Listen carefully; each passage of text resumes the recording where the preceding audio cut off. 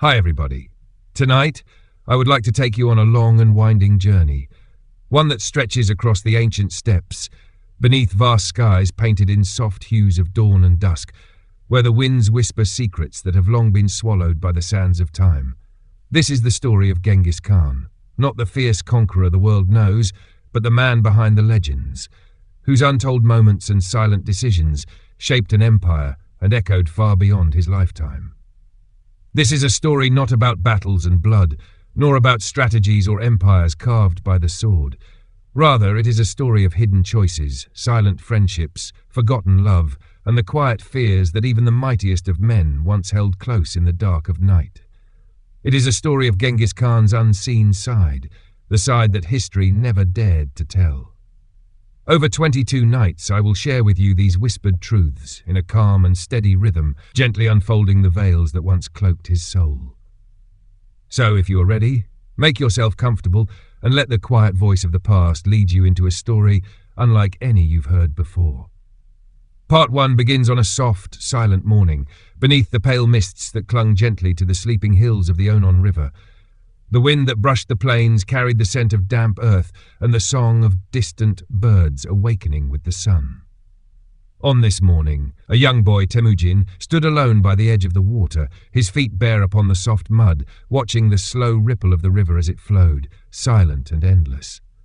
Temujin was no more than 9 winters old, but his eyes, dark and steady, seemed to hold the weight of a much older soul.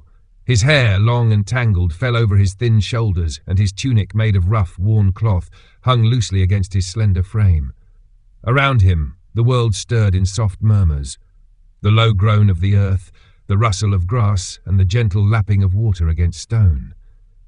Few would have guessed, looking at him, that this quiet boy would one day hold the fate of half the known world in his hands, and fewer still would have imagined that on this very morning, a silent event, small, quiet and unnoticed, would shape the heart of a conqueror.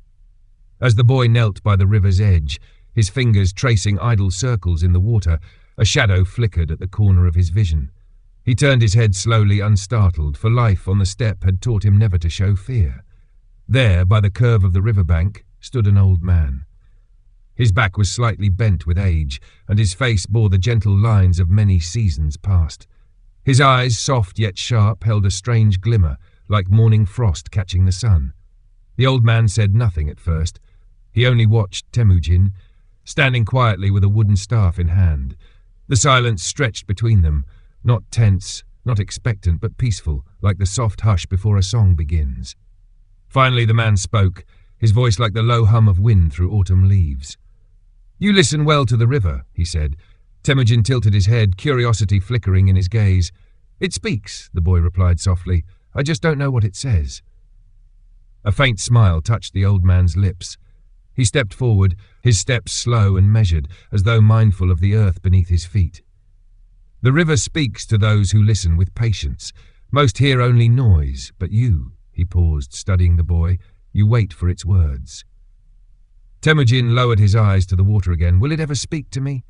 The old man crouched beside him, resting his staff gently against a stone. "Perhaps, or perhaps it already has, and you have heard it, but do not yet understand." For a long moment, they sat together in easy silence, 2 figures by a river in a world still untouched by the roar of armies or the weight of thrones. The old man's eyes softened as he looked upon the boy. "You are alone," the man said quietly, not as a question, but a statement of quiet understanding. Temujin nodded. "My father has gone. My mother, she is with my brothers and sister." His voice did not tremble. He spoke plainly, as the nomads did, without hiding from sorrow. The old man did not speak for a while. When he did, his words fell gently, like leaves upon water. A man who learns to walk alone will never fear the silence of his own heart. Temujin looked up at him then, something flickering behind his dark eyes, perhaps the faintest spark of wonder, perhaps the softest echo of something yet unnamed. The old man reached into the folds of his robe and drew out a small stone, a river stone, smooth and rounded by countless years of gentle tumbling. He placed it carefully in the boy's hand. "This stone has travelled far. It has felt the mountain's heart and the river's song. Keep it with you. Let it remind you that even the smallest of things carries the memory of all it has touched. Temujin closed his fingers around the stone. Its surface was cool and smooth beneath his skin. He looked up, ready to ask the old man's name, but the man was already rising, his staff once again in hand. "Who are you?" Temujin asked softly. The old man turned, his face calm and unreadable. "I am a memory," he said quietly, "and one day so shall you be." With that, he walked away, his figure dissolving into the morning mist as softly as he had appeared. Temujin sat for a long time by the water's edge, the stone held gently in his hand. The wind stirred around him, lifting strands of his dark hair and carrying with it the soft, hushed whisper of the river's song, a song that perhaps he had begun to hear at last. And so, on that quiet morning when the world was young and the sky unbroken, the boy who would become Genghis Khan received his first lesson, not in war, nor in conquest, but in listening, a lesson no chronicle would ever record. The sun had begun its slow ascent, casting a pale golden light across the endless sea of grass. Temujin stood, feeling the soft weight of the river stone resting in his hand. He slipped it carefully into a small leather pouch tied at his waist, a simple gesture, yet one that felt curiously important, though he could not have said why. He walked back toward the cluster of yurts where his family lingered, the morning mist unfurling gently at his heels. As he moved, the quiet words of the old man echoed softly in his mind. A man who learns to walk alone will never fear the silence of his own heart. That day the encampment stirred with slow, purposeful life. His mother, Holun, a woman of quiet strength and calm eyes, moved between tasks with a grace that spoke of years spent holding a scattered family together. Though Temujin was but a child, he saw in her the weight of burdens unspoken, the loss of her husband, Yesugei, and the bitter reality that their family now lived on the fringes, abandoned by their tribe. Yet Holun never complained. She rose each dawn with the same steady rhythm, tending to her children, preparing what little food they had, binding the fragile threads of their survival with silent determination. Temujin watched her that morning as she mended a torn garment by the soft light of the rising sun, her hands moving in fluid, practiced motions. Without speaking, he sat beside her. For a moment she did not look up, but her lips curved in a faint smile. "You were by the river again," she murmured softly. Temujin nodded. "I met someone there." Now, her hands paused, and she turned her gaze gently upon him. "A stranger?" He nodded once more. "An old man. He gave me this." He opened his pouch and showed her the smooth stone resting in his palm. Holun studied it for a quiet moment before returning her eyes to his face. "Did he tell you why?" Temujin shook his head. "Only that it had travelled far, and that even small things remember where they have been." His mother's eyes softened, a distant look flickering in their depths. "The steppe remembers everything," she said quietly. "The wind, the stones, even the rivers. They carry the songs of those who walked here before us. Perhaps this old man wished for you to listen." Temujin held the stone a little tighter, feeling its cool smoothness pressing against his skin. That afternoon, while his younger brothers wrestled in the dust and his sister tended to the few goats they still owned, Temujin wandered further from the encampment, drawn by a strange restlessness that hummed low in his chest. The sky stretched above him, a boundless vault of soft blue, brushed with slow-drifting clouds. He walked until the sounds of his family faded behind him, swallowed by the vast quiet of the open steppe. There, upon a gentle rise in the land, stood a solitary tree, its branches twisted by years of wind, leaves trembling softly in the high air. Temujin approached it, drawn by a sense he could neither name nor understand. As he neared, he saw faint marks carved into the bark, symbols old and worn, as though left by a hand long since vanished. He reached out, his fingers brushing the rough surface. He wondered who had stood here before him. A hunter? A traveller? A child, perhaps, just like him, seeking meaning in the silent places where the world stretched out in quiet infinity. The wind stirred, brushing past him with a soft whisper. Temujin closed his eyes, letting the sound wrap around him. In that moment, standing beneath the lone tree, he felt something stir within, a quiet knowing, soft and small, yet as real as the earth beneath his feet. There was a vastness to the world, a tapestry woven with threads he could not yet see. And perhaps, somewhere in its endless pattern, his place waited. a place not yet known but quietly waiting for his steps to find it. That evening, as the sky melted into hues of amber and violet, Temujin sat by the fire with his family. The flames crackled softly, casting a gentle glow upon their faces.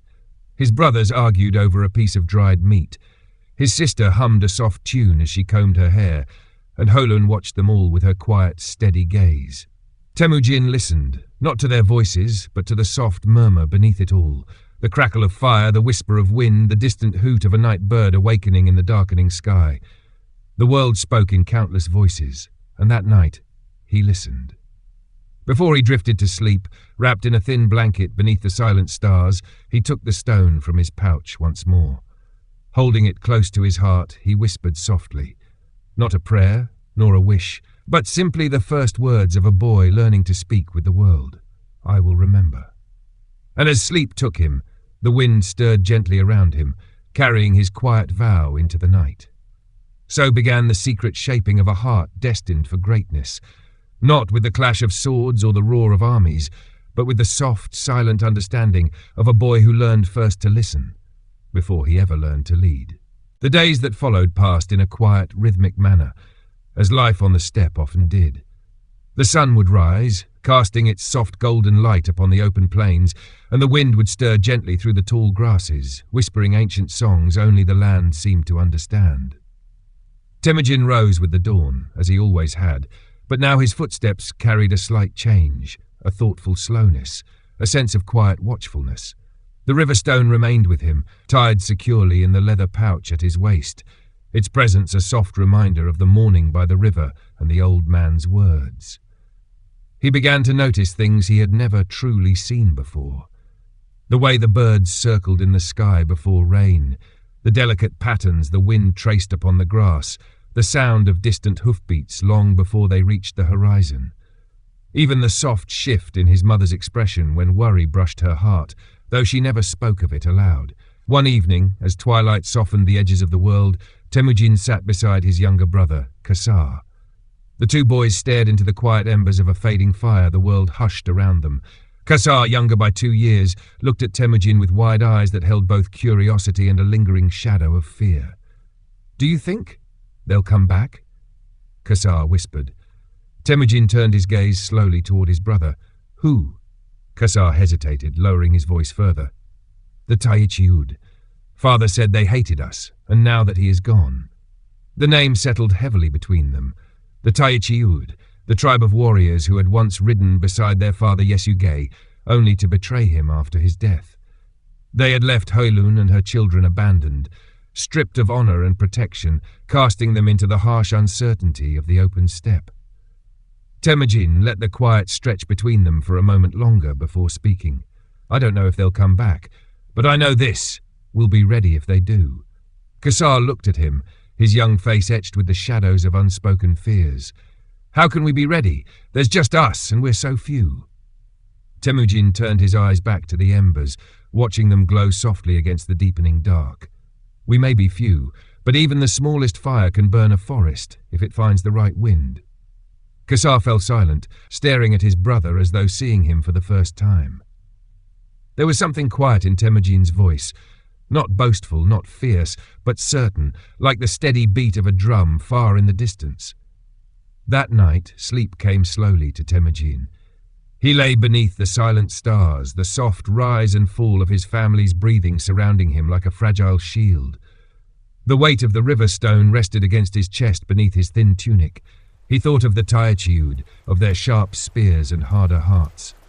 He thought of his father's voice, deep and strong, speaking of loyalty and the brittle nature of alliances, and he thought of the old man by the river, his quiet words, his soft presence, and the mysterious weight of the small stone. A single thought whispered in Temujin's heart, soft as the wind against the grass. Power was not in numbers, nor in weapons. Power was in knowing, in listening, in understanding when to speak and when to remain silent. The next morning, Temujin woke before the sun. He rose quietly, stepping away from the sleeping forms of his family, and made his way toward the gentle rise of the land where the lone tree stood. The sky was a soft blush of pale pink, the air cool and tender upon his skin. When he reached the tree, he stood still for a long moment, letting the hush of the dawn settle around him. Then, without truly knowing why, he knelt beside its roots and pressed his hand against the earth. The soil was cool beneath his fingers, alive in a way he could not explain. He closed his eyes and whispered, "I will listen, I will learn, I will wait." He stayed there until the sun's first rays broke over the horizon, painting the sky with quiet gold. And in that soft moment, Temujin felt an unfamiliar calm settle within him. Not the absence of fear, but something deeper, the quiet birth of patience. When he returned to the camp, Holun met his gaze with a gentle look of curiosity. She did not ask where he had been. She only offered him a small piece of bread, warm and rough in his hands, and a soft smile that spoke louder than words. The day passed like many others, gathering roots, tending to the animals, watching the distant horizon with wary eyes. But beneath the surface of each small task, a quiet resolve stirred in Temujin's heart. He began to teach his younger brothers what he had learned, how to watch the land, how to listen for the soft signs of change, how to move unseen among the tall grass. It was a game at first, something to pass the endless hours of the open steppe. But slowly, the game became something more. They learned to track animals by the faintest of signs, to move silently as shadows beneath the rising moon, to read the wind and hear the distant song of the earth beneath their feet. And Temujin watched them closely, not with the eyes of a boy playing at war, but with the silent gaze of one who understood that survival was a quiet battle fought in the unseen places of the heart. Each day they grew stronger, not in might nor in numbers, but in something deeper, a quiet unity, a shared strength built on silent trust and unspoken bonds. The world around them remained vast and uncaring, but within the fragile circle of their family, something rare and powerful began to grow. And through it all, Temujin kept the river stone close, its silent presence a soft reminder of the lesson whispered by the old man on that misty morning by the water. A lesson no one would see. A lesson that would shape a leader before the world ever knew his name.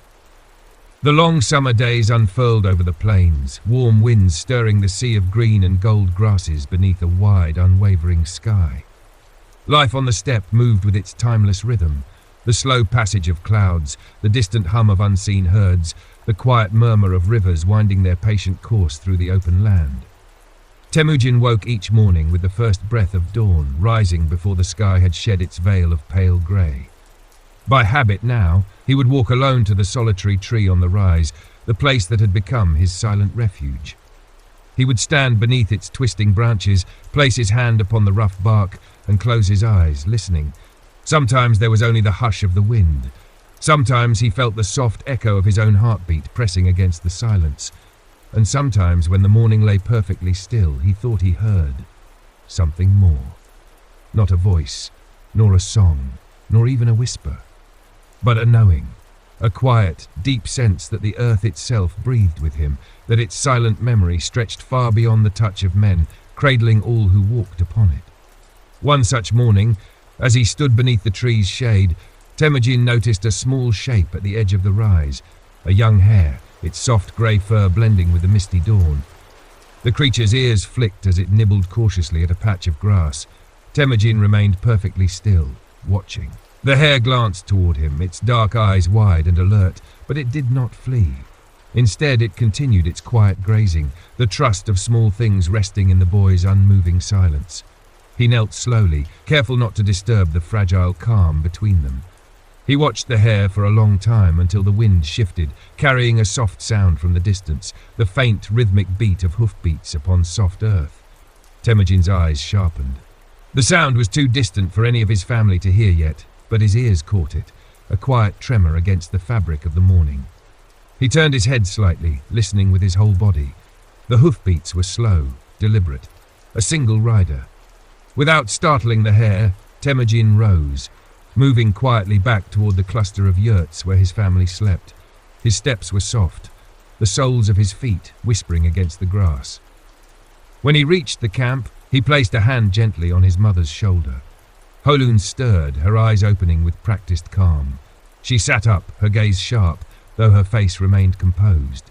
"Rider," Temujin said softly. That was all he needed to say. Holun's eyes darkened for a brief moment before she nodded. She rose without haste, her movements quiet and sure. With a gentle hand she roused Kassar and the others, her voice low and soothing. The family gathered near the center of the camp, eyes alert but faces calm, as though nothing unusual stirred in the morning air. Temujin stood beside his mother, the weight of the river stone pressing gently against his side.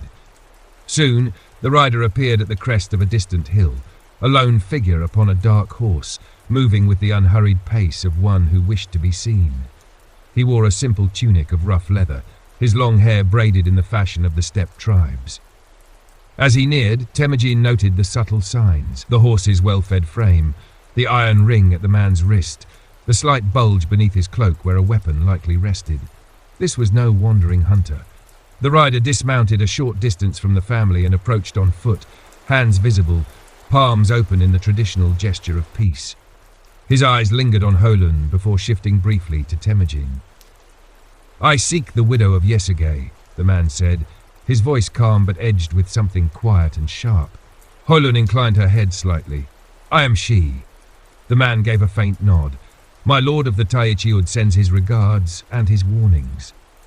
The air between them grew still. Holun's expression did not change. "And what message does your lord send to a widow and her children?" The man's eyes remained fixed on hers. The steppe is wide, but not wide enough for those who forget where they belong. A quiet wind stirred the grass around them. Temujin felt the slow burn of something deep within his chest. Not fear, but a steady, silent anger, like the slow heat of coals beneath cold ashes. Holun met the man's gaze evenly. "I thank your lord for his thoughts. We belong where the sky covers us and the earth holds us. No more, no less." The man gave a slight tilt of his head, his lips curving in something that was not quite a smile. Without another word, he turned and mounted his horse, riding away with the same slow, deliberate pace. As the dust of his departure settled, Holun placed a hand gently on Temujin's shoulder. She said nothing, but her touch spoke of quiet pride and a deeper, unspoken warning. Later that day, as Temujin sat by the river's edge, turning the smooth stone over in his hands, he let the soft memory of the encounter settle in his heart.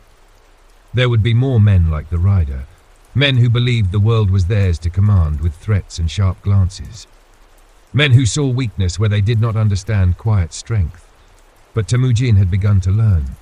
The earth did not tremble before loud voices, the river did not bow before harsh commands, and the wind carried no favor for those who ruled with cruelty alone. Power, true power, lay in patience, in the quiet certainty of those who knew when to stand still and when to move. That night, beneath the endless vault of stars, Temujin whispered a quiet vow to the silent sky. He would not forget. He would not bend. He would learn the ways of the silent wind, the patient stone and the ever-flowing river. And when the time came, he would answer the world in a voice no threat could silence. The summer deepened, painting the vast steppe in hues of sunburnt gold and soft, fading greens. The winds grew warmer, carrying with them the dry scent of distant fires and the faint song of unseen herds migrating across the endless plains. Life, though harsh and uncertain, moved in its silent, enduring rhythm. For Temujin, the days became lessons, not in the ways of swords or grand speeches, but in the quiet art of observation. Each morning he would rise before the sun, his footsteps silent as he walked among the whispering grasses, listening. The steppe, vast and indifferent, began to reveal its silent language to him. He learned to read the sky, the thin curl of a cloud that spoke of coming rain, the shifting patterns of birds that foretold of storms or prey on the move. He learned to trace the faintest prints upon the earth, reading the stories left behind by the hooves of wild horses, the soft pads of foxes, the sweeping trails of snakes gliding through the underbrush. But most of all, he learned to read men.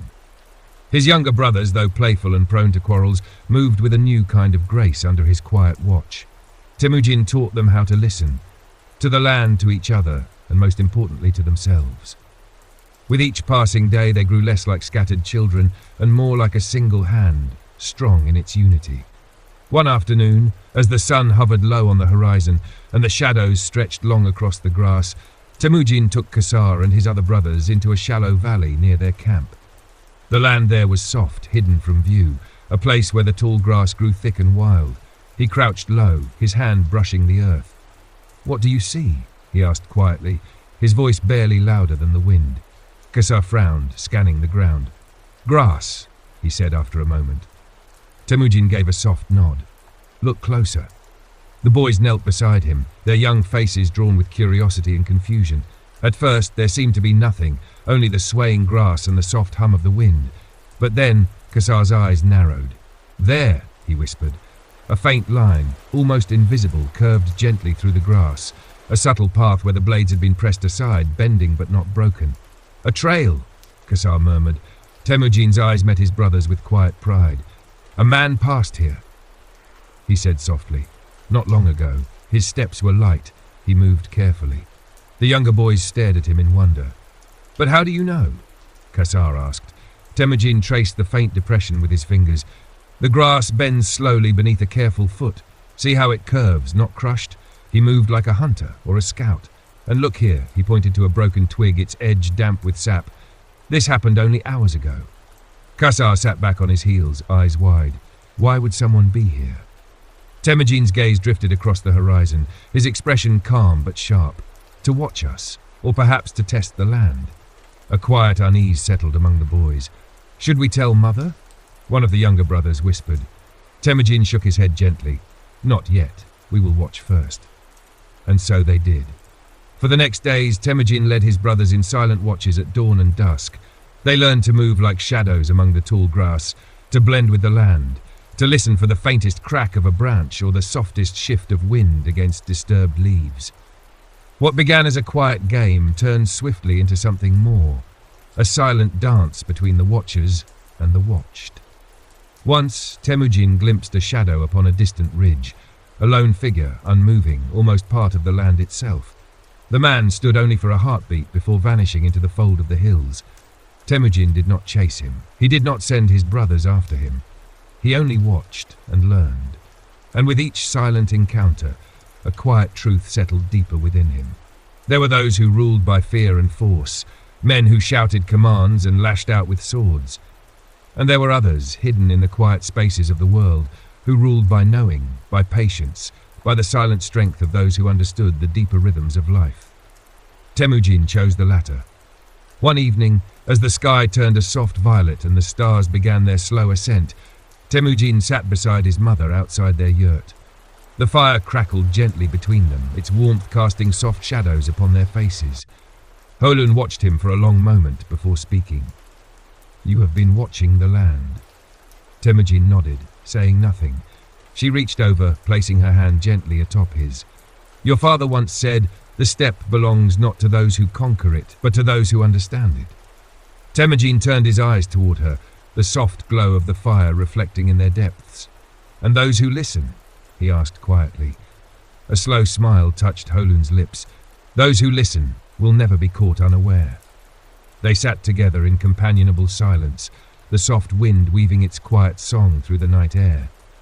Later, when the fire had dimmed and the world had hushed into gentle slumber, Temujin took the riverstone from his pouch once more. Holding it in his hand, he closed his eyes and whispered to the silent dark, "I will not be unaware. I will listen, always." And in the stillness of that night beneath the vast, watchful sky, a boy who would become a legend made his quiet vow, not to rule by force, nor to conquer by fear, but to know, and in knowing, to endure. The days grew longer, and the grasses of the Mongolian steppe whispered softly beneath a sky untouched by cloud. Life settled into a familiar rhythm, hunting small game, tending to the scant herd of goats that grazed near the family's camp, and gathering what little the land gave freely. Yet, beneath this quiet, a different kind of learning stirred within Temujin, a deepening sense of awareness woven into every small act of the day. He began to notice patterns in things most would overlook, the way the birds flew lower before a change in weather, the silent shifts in the wind when strangers moved across the distant hills, the faint tremor in the air that came before a storm when even the animals grew still.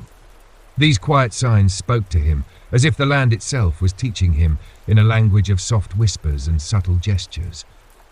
One early morning, as the dawn stretched pale and silver across the horizon, Temujin ventured further than he had before.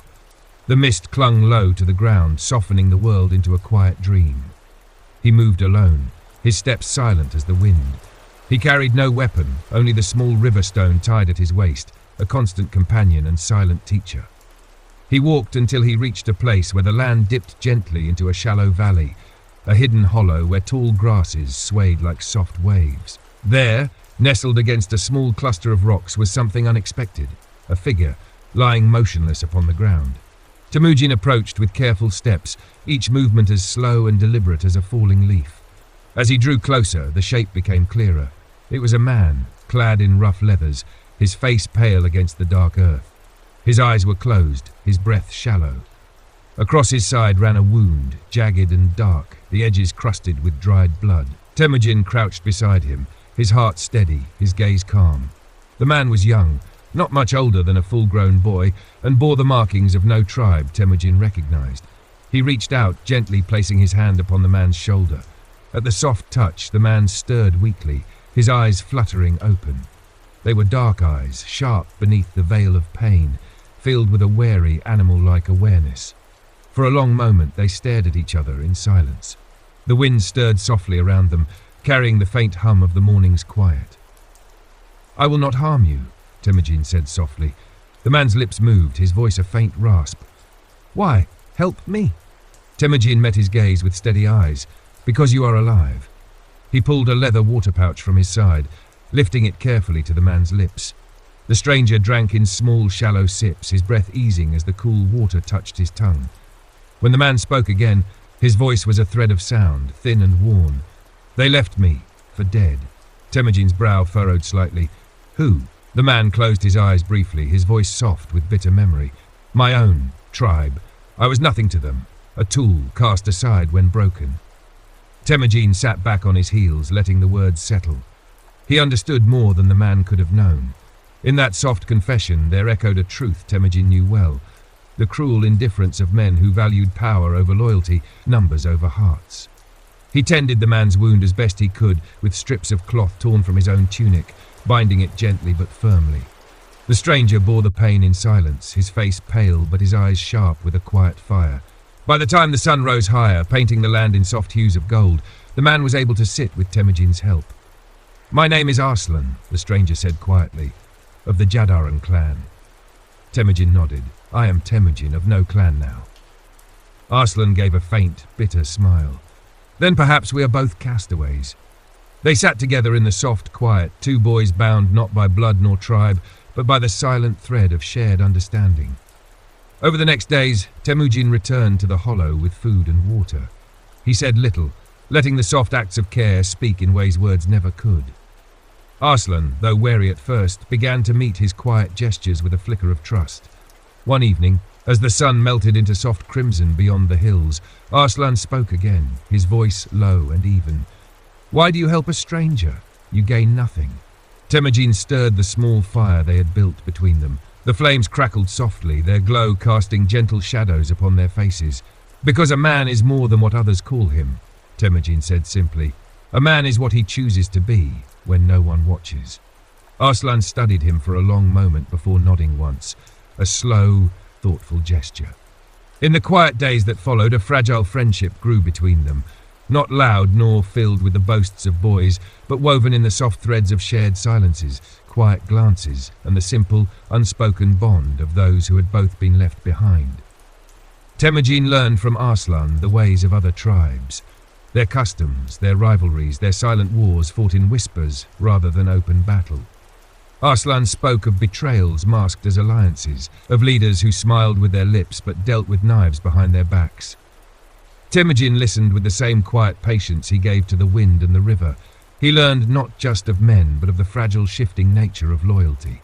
One morning, as they sat upon the ridge overlooking the vast plains, Arslan turned to him. "You are not like other boys." Temujin gave a faint smile. "Perhaps I am not meant to be." Arslan's gaze remained steady. "If you choose to stand alone, you will fall alone." Temujin shook his head slowly, his voice soft but firm. "I will stand with those who choose to stand with me, not by fear nor by force, but by choice." The wind stirred around them, carrying their quiet words into the open sky. And in that soft moment, upon a silent hill beneath a boundless sky, two young souls, both cast aside by the world, began to weave a bond that no tribe, no betrayal, no enemy could ever truly break. A bond forged not by blood, but by choice. The slow turning of the season brought cooler winds across the steppe, brushing the tall grasses into soft waves beneath the vast, unbroken sky. Autumn whispered gently over the land, its breath carrying the scent of fading summer and the quiet promise of winter's approach. Temujin continued his silent vigil over the world around him. With each passing day, his steps grew more deliberate, his gaze more watchful. The rhythms of the earth, once distant and unnoticed, now moved with him, woven into the way he walked, the way he listened, even the way he spoke. Beside him, Arslan's strength returned with the slow persistence of a growing flame. Though his wound healed into a jagged scar along his side, the sharpness of his eyes and the quiet grace of his movements spoke of a spirit not easily broken. One crisp morning, before the sun had fully lifted its head above the horizon, Temujin and Arslan set out together across the plains. The air was cool against their skin, the sky soft with the lingering veil of dawn. They moved without words, their silence comfortable, an unspoken understanding settling between them. They followed the path of a shallow creek, its waters whispering softly against smooth stones. Birds stirred in the reeds, their gentle calls folding into the quiet hum of the waking world. After a time, Arslan spoke, his voice low, thoughtful. "I have been thinking about what you said." Temujin glanced at him, his expression calm. "What did I say?" Arslan's lips curved in a faint smile. "About standing with those who choose to stand with you, about loyalty." Temujin turned his eyes back to the creek, his steps steady. "Loyalty is a choice, not a chain." Arslan nodded slowly. "I've known many who spoke of loyalty, but few who understood it." They walked on, the soft sounds of the land folding around them. At last Arslan paused near a bend in the creek, crouching low to study the faint tracks in the soft earth. He traced the marks with his fingers, small, sharp impressions leading away toward the hills. "Deer," he murmured. Temujin knelt beside him, examining the tracks. 2, maybe 3. He ran his fingers lightly over the earth. They passed less than an hour ago. Arslan gave him a sidelong glance. "You see more than most." Temujin met his gaze with quiet humor. "I listen, more than most." They followed the trail with careful steps, moving as shadows through the tall grass. The hunt was not born of need. Holan and the family still had enough food to last the coming weeks, but rather of practice, of learning, of testing the quiet skills they had woven together in the silent hours of dawn and dusk. For Temujin, the hunt was not about the taking of life. It was about the art of patience, the understanding of movement, the silent dialogue between hunter and hunted. They tracked the deer to a small clearing where the morning light dappled the ground in soft patterns. The animals grazed at the edge of a thicket, their ears flicking, their bodies still with the tense grace of wild things. Temujin and Arslan crouched low, watching. After a long, quiet moment, Arslan whispered, "We can take the one on the left, if we move now." Temujin shook his head gently. "Wait." Arslan frowned slightly but said nothing. The deer stirred, lifting their heads, ears pricked to some unseen sound. They moved, shifting closer together, a soft, natural motion, born of instinct and silent communication. Temujin's eyes narrowed. He watched the smallest one, a young doe, step lightly over a fallen branch, pausing just beyond the others. "Now," Temujin whispered softly. They moved together, swift and silent. The shot, a carefully thrown stone from Temujin's sling, struck true, catching the doe with a sharp, clean force. The animal fell swiftly, its life ending with the grace of a single breath. They approached with quiet steps. Arslan crouched beside the fallen creature, his hand resting gently upon its still form. "You waited," he said quietly. "Why?" Temujin's gaze was steady. "Because sometimes waiting brings what chasing never will." Arslan looked at him for a long moment before giving a slow, thoughtful nod. They prepared the animal with practiced care, offering the silent thanks taught by their mothers, the soft, whispered words of respect for a life taken, a gesture as old as the steppe itself. As they worked, Arslan spoke again, his voice soft. "I have made my choice." Temujin glanced at him, one brow raised. Arslan met his eyes, the faintest flicker of a smile at the edge of his lips. "I will stand with you, because I believe in how you stand." Temujin's expression did not change, but something soft stirred in his heart, a quiet, steady warmth. "I do not lead," he said softly. "Not yet." Arslan gave a quiet laugh, low and sincere. Perhaps, but you already walk as one who will. They carried the deer back to the camp beneath the gentle hush of the midday sky, the land stretching wide and open before them. That evening, as the fire crackled softly and the family shared the modest meal prepared from their hunt, Temujin sat in quiet reflection. He looked at Arslan across the flames, the stranger who had become a friend, the outsider who had chosen to stand beside him. A bond had been forged, not in battle, nor in conquest, but in the quiet spaces of shared trust, in the silent understanding of two hearts shaped by the cold indifference of a world that often cast aside those it could not control. And in that soft golden glow of a quiet evening, a boy named Temujin took his first true step towards something the world would one day remember. Not the path of a conqueror, but the path of a leader who listened before he commanded. The autumn winds grew sharper, carrying with them the scent of distant fires and the quiet murmurs of change rippling across the steppe. The grasses faded from green to pale gold, whispering softly beneath the tread of unseen travellers. The world seemed to lean toward winter, and with it came a hush that settled over the land like a held breath. For Temujin, the days passed with a quiet certainty. He moved through his tasks with a steadiness born not of habit, but of quiet purpose.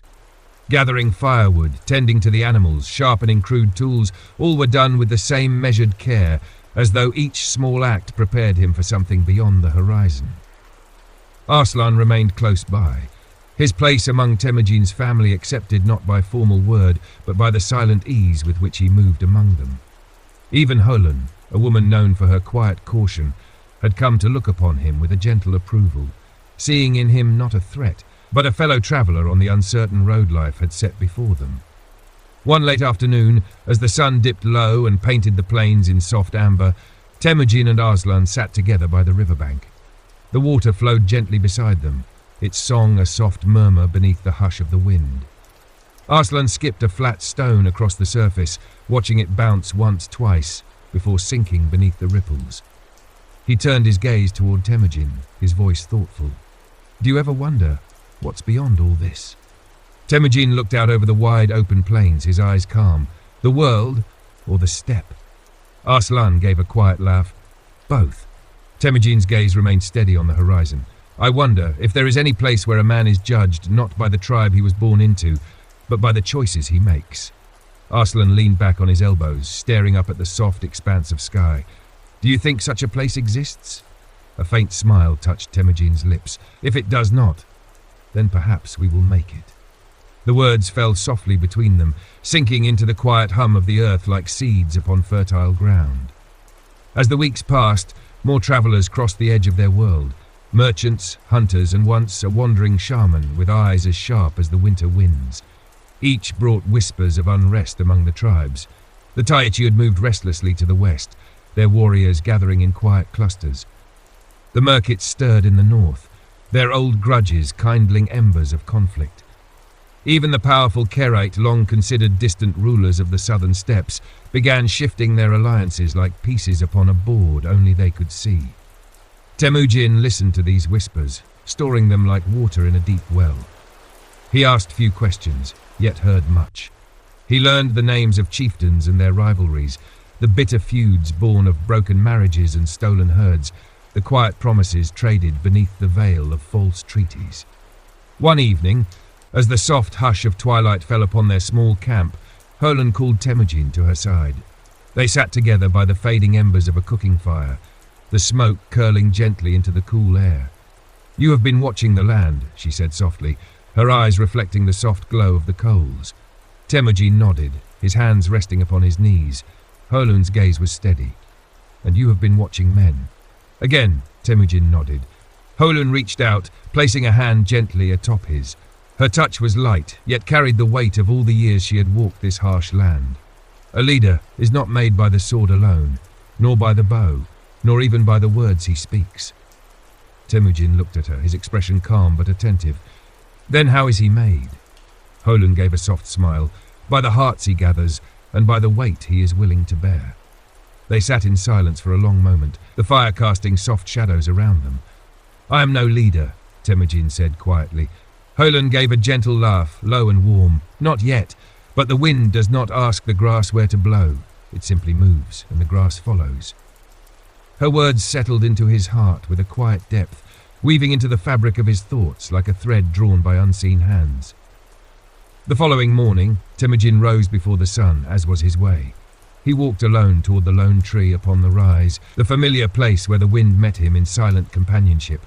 He placed his hand upon the bark, feeling its roughness beneath his palm. The tree stood silent yet steadfast, weathered by countless seasons, its roots deep in the earth, its branches reaching always toward the sky. Temujin closed his eyes. In the soft hush of dawn, he whispered words not meant for others, words not shaped by pride nor by fear, but born of a quiet knowing. I will stand, even if no one stands with me. The wind stirred around him, lifting strands of his hair, wrapping him in its silent embrace. He opened his eyes, his heart steady. When he returned to the camp, Arslan met him with a nod, a quiet glance shared between brothers of choice, not blood. That day, Temujin began to speak to his family and to Arslan of ideas few had ever voiced aloud, of standing not for a clan, but for each other, of loyalty chosen, not commanded, of a bond stronger than blood, the bond of hearts that chose to walk the same path. They listened, some with curiosity, some with quiet hope, and though they said little, Temujin saw it in their eyes, the soft flicker of something new, something quietly powerful. And so, beneath the endless sky of the steppe, far from the eyes of chieftains and the roar of armies, a different kind of strength began to take root, not in swords raised high, but in hearts drawn together by choice, bound by silent trust. The strength of those who would one day follow a boy who first learned how to walk alone. The first snows came quietly. One morning, Temujin awoke to find the world softened beneath a thin veil of white. The grasses lay bowed beneath frost's delicate touch, and the sky hung low, a pale grey sheet stretched over the wide steppe. The air tasted of ice and silence. Winter on the steppe was a quiet predator. It did not roar nor rush. It settled upon the land with a patient, suffocating grip, testing the strength of men and beasts alike. For those who wandered unprepared, it was a silent end. Hoelun gathered her family close that morning. They worked without words, their movements practiced and calm. The yurts were bound tighter against the wind, the hearthstones arranged to preserve every flicker of warmth. Hoelun, with her quiet hands, mended the worn furs they would wrap around themselves in the coldest nights.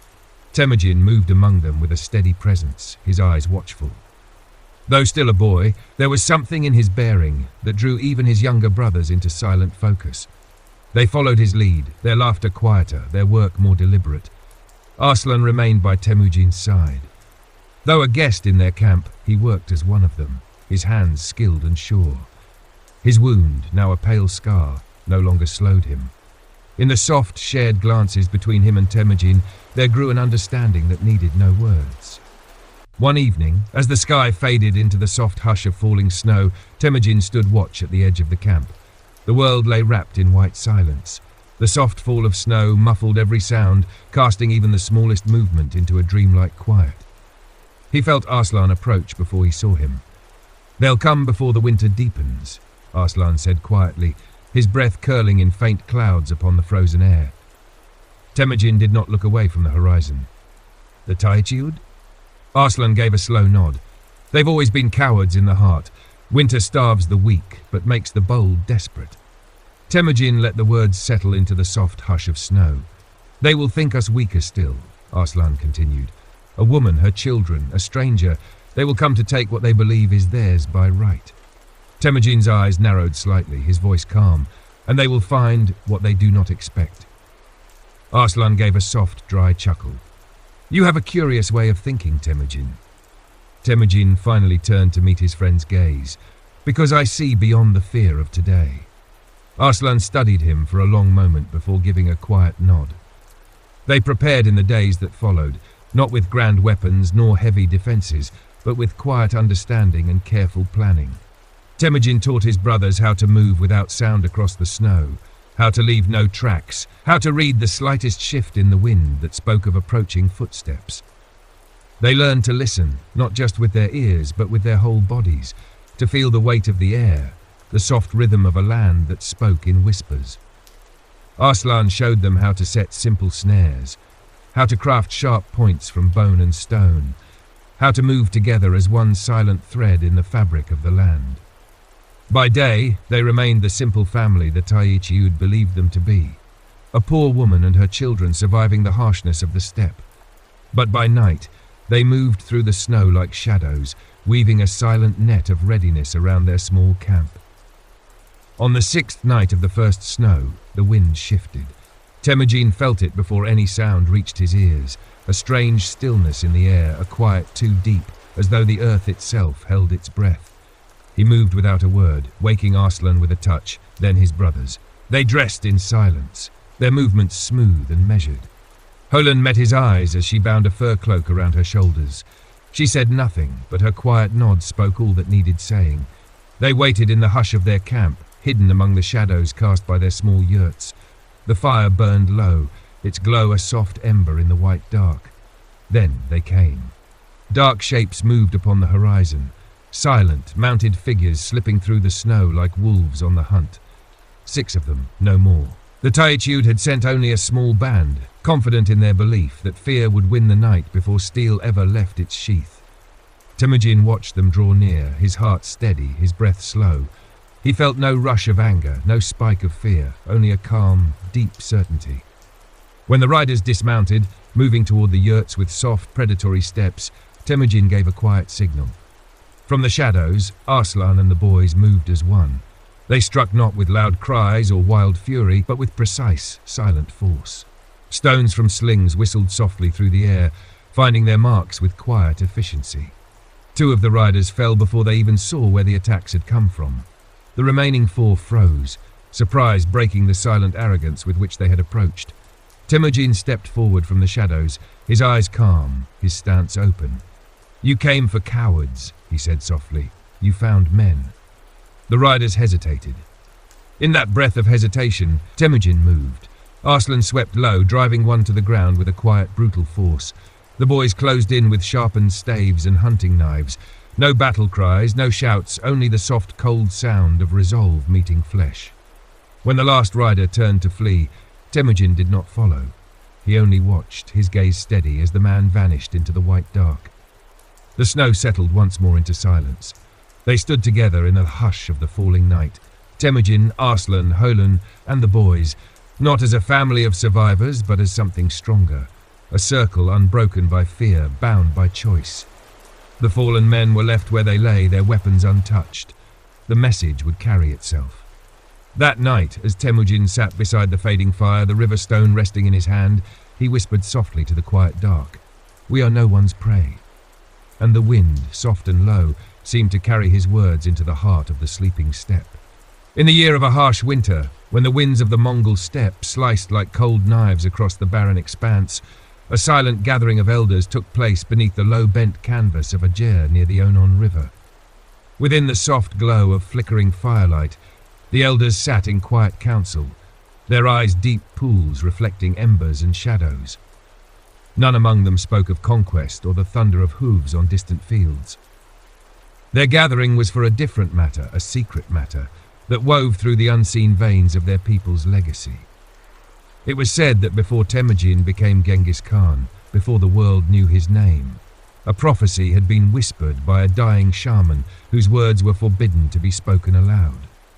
That night, as the storm howled outside like a restless spirit, an aged woman with eyes clouded by both time and visions leaned forward, her hands clasped over a simple wooden talisman. Her voice broke the hush, low and reverent. She spoke not of victories nor of tribes bent to a single will, but of a night when the sky burned with 3 falling stars, a night when a child had been marked before his first breath had stirred the air. The story, older than any song sung around the fire, was one few dared believe. It told of Holen, Temujin's mother, who in the silence before his birth dreamt of a grey wolf with eyes of molten gold standing atop the highest peak of Burkan Khaldun. The wolf stared not with menace, but with a deep, unspoken sorrow, and from its throat escaped a single mournful howl that echoed across the empty lands. Holen awoke with the vision burning in her mind, an omen so powerful she dared not speak of it, not even to Yeshuge, her husband. Years passed. and the vision remained locked in the depths of her heart, a quiet ember among the roaring fires of her life. It was only when Temujin reached the age of 13, on the eve of his father's death, that the vision returned. This time, it came in the form of a dream within a dream. The wolf's howl carried words in a tongue older than any spoken by man, words that seared themselves into the fabric of her soul. "You will birth not a son, but a fate," the elders whispered, each recounting tales handed down in hushed voices, of how Holun kept silent, how she watched her son grow under a shadow none could see, her heart heavy with both love and an unnamed dread. And when Temujin's father fell to the poison of treachery, the wolf's shadow seemed to stretch longer across his life. For even in his most desperate moments, cast out by his clan, hunted by enemies, betrayed by brothers, Temujin bore an uncanny resilience, as though guarded by an unseen force no blade could touch. But what none beyond the tight circle of the elders knew, what even Temujin himself would never be told, was the deeper layer of the prophecy. A fragment kept only in the memory of the eldest among them, an ancient keeper of secrets named Boroldai. With hands trembling as though beneath the weight of unseen chains, Boroldai recounted the forgotten lines. "When the wolf's child commands the winds, a kingdom shall rise that no land can contain. But when he seeks the shadow of his own name, the earth shall fracture beneath his step." This was not a prophecy of mere conquest. It spoke of a doom tied inseparably to greatness. The elders, bound by oaths older than clans, resolved to safeguard this secret even beyond their own lives. To reveal it would be to risk unbalancing a destiny already hanging by a thread spun by the hands of fate itself. And so, in every whispered account of Genghis Khan's rise, every tale of battle, of diplomacy, of alliances sealed by blood and broken by betrayal, this unseen thread wove silent patterns in the background. His victories were sung by bards and chronicled by foreign scribes, but the quiet hands of destiny pulled strings unseen and unnamed. The elders spoke of the times Temujin survived odds that should have crushed any man.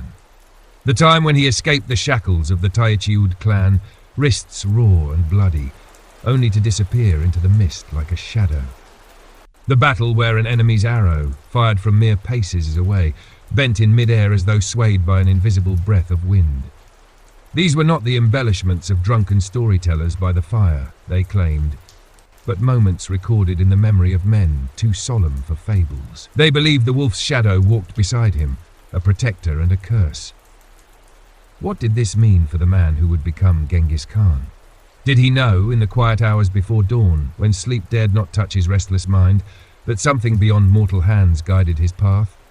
Did he ever feel the pull of unseen tides shaping every choice, every victory, every loss? Perhaps. Or perhaps he, like every man of his age, believed solely in the strength of his will and the sharpness of his sword. But the elders knew, and it was their silent burden to carry the knowledge into their graves. As the years passed, the secret lay buried beneath the weight of history. Empires fell, cities burned, the world shifted under the roar of Mongol hooves. Yet the shadow of the wolf remained, unspoken and unseen, weaving through the tapestry of a life written in blood and ash.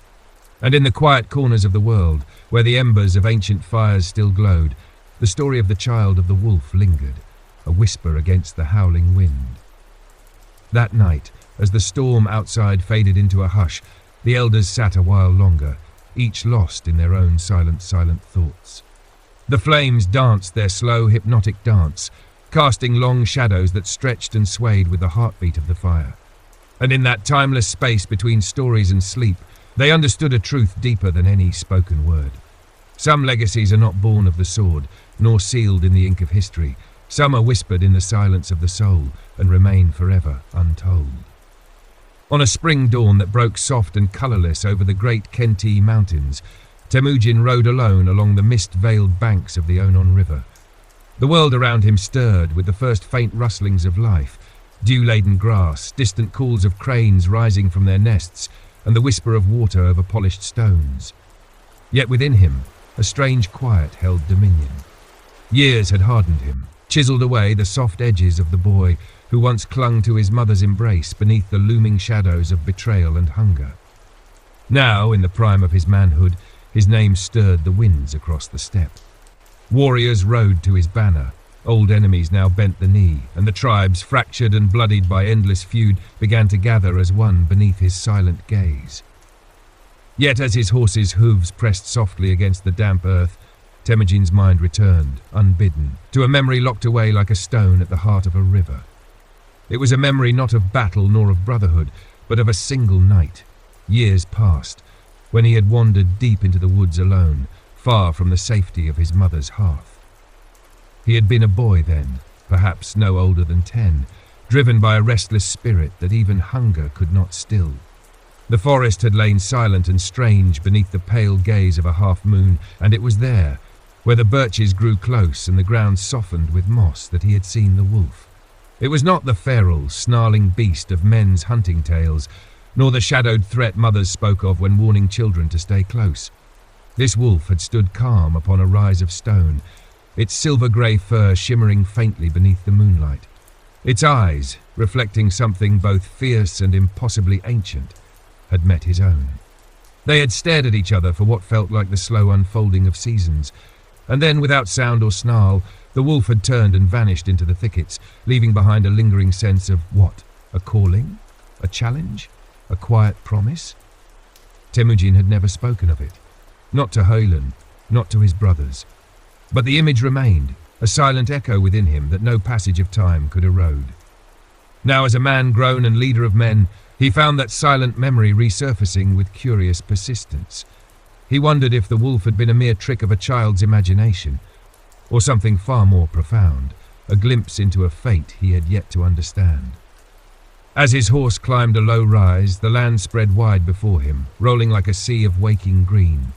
Smoke curled thin in the distance, his encampment, where his warriors stirred and the sound of sharpened blades rang against the morning air. His world so vast and yet so bound within the delicate grasp of destiny's invisible hand.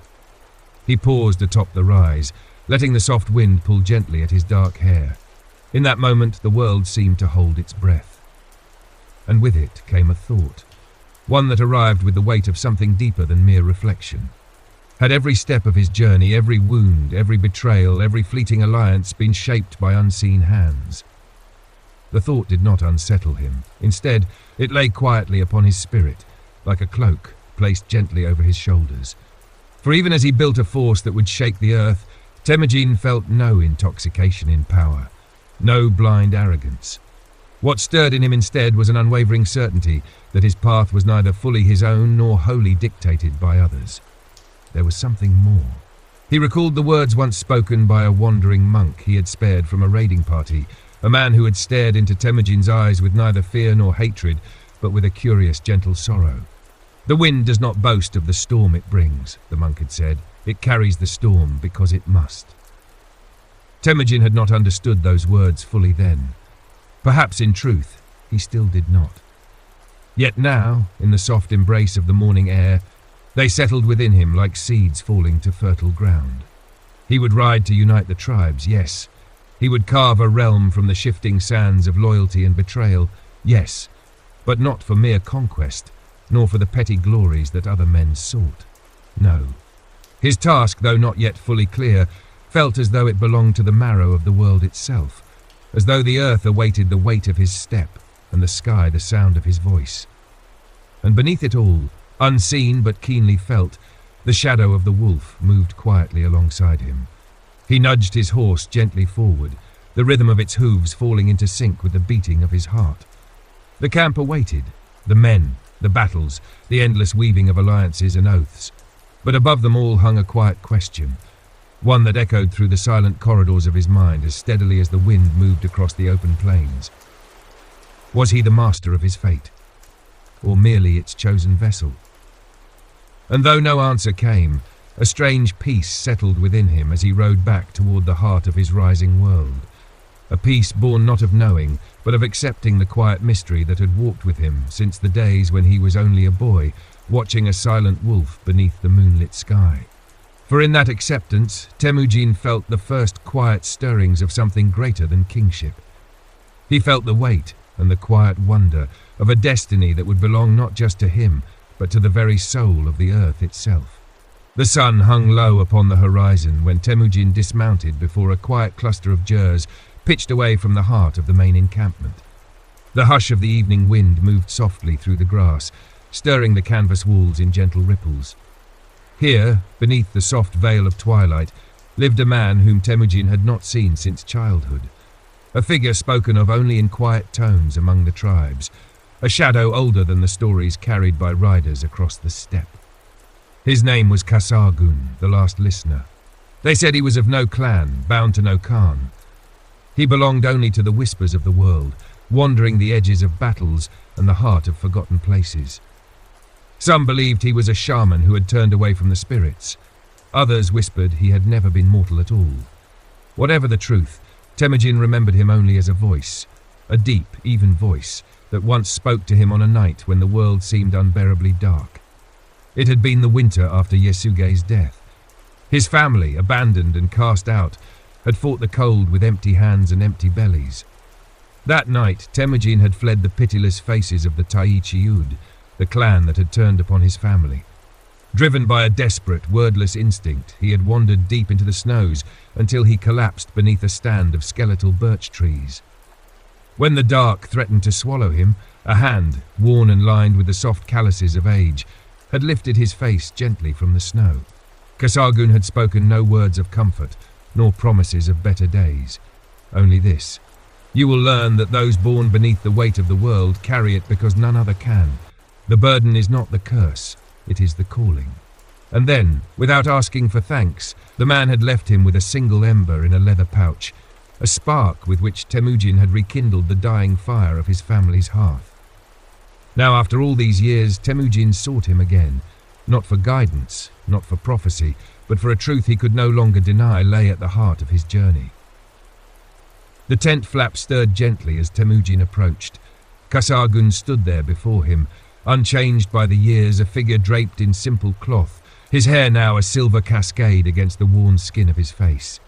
His eyes, dark as the earth and deep as the Onon's slow waters, met Temujin's without surprise, as though he had expected this meeting long before Temujin had ever dreamt of it. "You have come," Kasargun said, his voice soft and sure, the words falling like stones into a still pond. Temujin inclined his head in silent acknowledgement. They entered the small jur together. Within, a single oil lamp burned low, casting the walls in a golden hush. No tokens of power adorned the space, no charms of the spirits, no trappings of a wise man, only simplicity and the soft, lingering scent of earth and rain.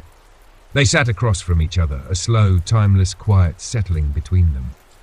Temujin spoke first. "There is a shadow that follows me," he said, the words unadorned, a simple truth laid bare. Kasargun did not ask him to explain.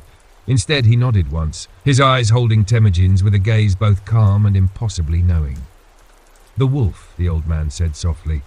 Temujin felt no shock at the words. Rather, a quiet recognition stirred within him, as though hearing a name long hidden within the folds of his own heart. "It walks beside me," Temujin admitted, "but I do not know if it walks with me or for me." Kasargun folded his hands upon his lap, his fingers steady and relaxed.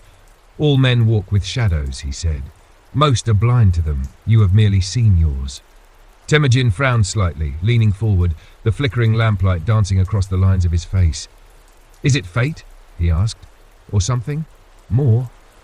A faint smile, so soft it barely touched his lips, played at the edges of Kasargun's expression. "Fate is a thread," he murmured, "but threads can be woven in many ways. The wolf is not your fate. It is the mirror of what lies within you."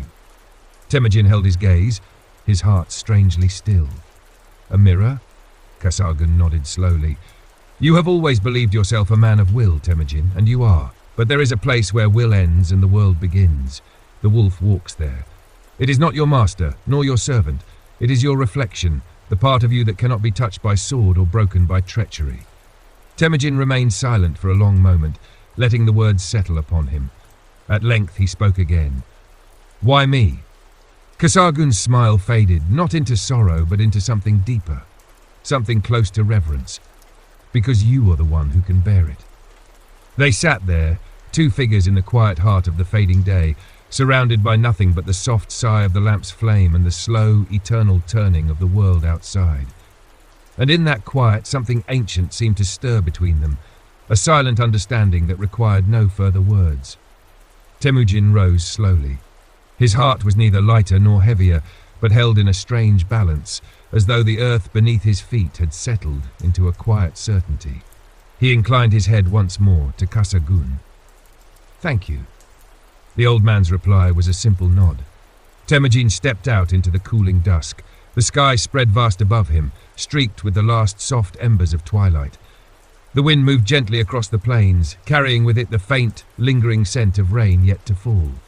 And in the distance, so faint it might have been the hush of the wind itself, a single, low howl threaded its way through the evening air. Temujin smiled quietly. The shadow would walk with him, not as a master, not as a curse, but as a silent companion upon a path neither of them fully understood, yet both were bound to follow. The dawn after his meeting with Kasagun rose quietly, wrapped in soft veils of mist that drifted across the open grasslands like ghostly rivers. Temujin stood alone atop a low hillock, his gaze stretched out over the waking expanse of the world he had begun to bind beneath his will. The wind touched his face with a cool, steady hand, carrying with it scents both familiar and distant. The damp breath of the earth, the sharp tang of distant wood smoke, and the faint, metallic hint of blood from camps far beyond sight. Behind him, in a camp still half stirred from slumber, warriors sharpened blades and fitted saddles in silence. The rhythm of 1,000 hearts beating toward a single purpose hung heavy in the air, yet Temujin felt apart from it all, like a man standing within the skin of a story not yet written. He had awoken in the quietest hour before dawn, a single dream lingering in his mind, thin as frost upon a blade. In it, he had walked a narrow path along the edge of a great chasm. On one side, the world as he knew it, tribes, clans, swords and voices raised in both loyalty and betrayal. On the other side, a shadowed land beyond all reckoning, silent, waiting. Between them, the path had twisted and turned, perilous and thin. And beside him, walking with silent, measured steps, was the wolf. When he awoke, the dream's weight remained upon his heart, not as fear nor warning, but as a quiet question. A question that, even now, refused to take shape upon his lips. He felt a presence stir behind him before the soft footsteps reached his ears. Temujin, his younger brother, came to stand beside him. His face, though marked by the lines of a warrior's life, still carried something of the boy Temujin remembered, the quick, restless eyes and the quiet need to stand always near his elder brother's shadow. "Is it true?" Temujin asked after a long moment, his voice soft. Temujin did not look away from the horizon. "What is?" "That you spoke with Kasagun, that you asked him about the shadow." A faint smile touched the corner of Temujin's mouth. News travelled fast among those who lived by the sword and slept light in their tents. He nodded once, Temujin studied him, his brow furrowed with an expression somewhere between concern and quiet awe. "What did he tell you?" Temujin drew a slow breath, letting the wind fill his lungs before he answered. "That the shadow walks with me," he said simply, "because I have chosen to walk with it." Temujin's eyes darkened, a flicker of unease passing through them. "Does that not frighten you?" Temujin turned his gaze toward his brother then, the wind tugging gently at the dark strands of his hair. "Would it change anything if it did?" Temujin opened his mouth, then closed it again, swallowing hard. The soft clink of metal sounded faintly as his hand fell to the hilt of the knife at his side, a gesture of habit, not threat. "I would follow you into any storm," he said finally, his voice firm, "even if the shadow followed us both." Temujin's smile deepened, touched with a rare warmth. He placed a hand upon his brother's shoulder, firm and steady. "I know," he said softly, "and that is why it will never claim you." For a moment, the wind alone spoke between them. Then, as the sun broke free of the low clouds and spilled its pale gold upon the steppe, Temujin turned his gaze forward once more. "There is a story among the Khitans," he said after a moment, his voice almost a murmur, "of a man who walked so far into the lands beyond the mountains that the earth itself forgot his name, and when he returned, even his shadow refused to follow him." Temujin's brow furrowed. What became of him? Temujin's eyes remained fixed upon the horizon. "No one knows," he said softly. "Some say he became a ghost, others that he became a storm." Temujin's voice dropped lower. "And you, what do you believe?" Temujin's hand fell away from his brother's shoulder, his expression unreadable. "I believe," he said quietly, "that he chose his path, and in doing so became both. They stood there together as the morning spread wide around them, the quiet hum of waking life stirring once more in the camp below. Yet between them, woven into the soft hush of the dawn, something deeper passed. A silent bond not of blood nor command, but of shared understanding. Temujin knew his brother's loyalty ran deep, bound by threads no blade could sever. And though Temujin's heart carried shadows of its own, fear, doubt, the quiet hunger for a place in a world so easily lost to greater tides, he would walk beside his brother into whatever darkness lay ahead. For in this rising storm, they would need more than swords and oaths. They would need the quiet courage of those who chose to follow a path where the shadow walked, and where the earth itself trembled beneath the weight of a destiny yet unwritten. The morning wind rose gently around them, carrying with it the first faint cries of warriors mustering for the road ahead. And in that soft, steady murmur of life, Temujin felt the slow, certain turning of a world on the edge of something vast, something no man, no Khan, no dreamer of empires could yet fathom. But the shadow knew. And it waited, silent and patient, upon the path Temujin now walked without fear, without doubt, toward a future that would belong not just to him, but to the restless heart of the world itself. The caravan moved in solemn silence beneath a sky veiled in soft layers of grey, the air thick with the hush of an impending storm. Temujin rode at the head of his retinue, the hooves of his horse falling soft against the hardened earth, a sound swallowed almost at once by the vastness around them. They moved toward the western edges of the Kurlan River, a region whispered of among the tribes, yet seldom crossed by warriors with ambition in their hearts. This was no campaign, no battle march, no banners flew, no war cries echoed. Only a company of 30, hand-picked from among those who had ridden longest by Temujin's side, men of quiet loyalty and sharper instincts than most. Among them rode Borchu and Jelma, their faces set in the calm watchfulness of those who had long since learned to trust the instincts of their Khan, even when those instincts led them into silence and shadow. For this journey, Temujin had given no purpose, spoken no destination, only a simple command: ride with me. They obeyed, as they always had, even as whispers of confusion passed among them in low voices during the quiet halts of the night. They rode toward a place few among them had heard of, and fewer still believed real. The Lake of Black Stones. It was a name carried in old tales, murmured in half-forgotten songs sung by the dying fires of winter camps. The lake was said to lie hidden among the folds of the steppe, its waters dark as ink, its shores littered with stones that drank the warmth of the sun and never cooled. No tribe claimed it. No shaman blessed it. Those who spoke of it did so with averted eyes. Temujin rode toward it with the calm certainty of a man answering a summons no one else could hear. Days passed. The land grew quieter, emptier. Even the birds seemed to give this region a wide berth. Nights fell heavy and starless, their darkness pressing close like a silent watcher at the edge of every campfire's reach. On the fourth night, as they camped beneath a ridge lined with wind-carved stones, Borchu finally broke the silence, his voice low as he sat beside Temujin beneath a sky void of stars. "My Khan," he began, his words slow and careful, "this place, it is not of men." Temujin turned his gaze toward the darkness beyond the fire's light, the flicker of flames casting slow shadows across the contours of his face.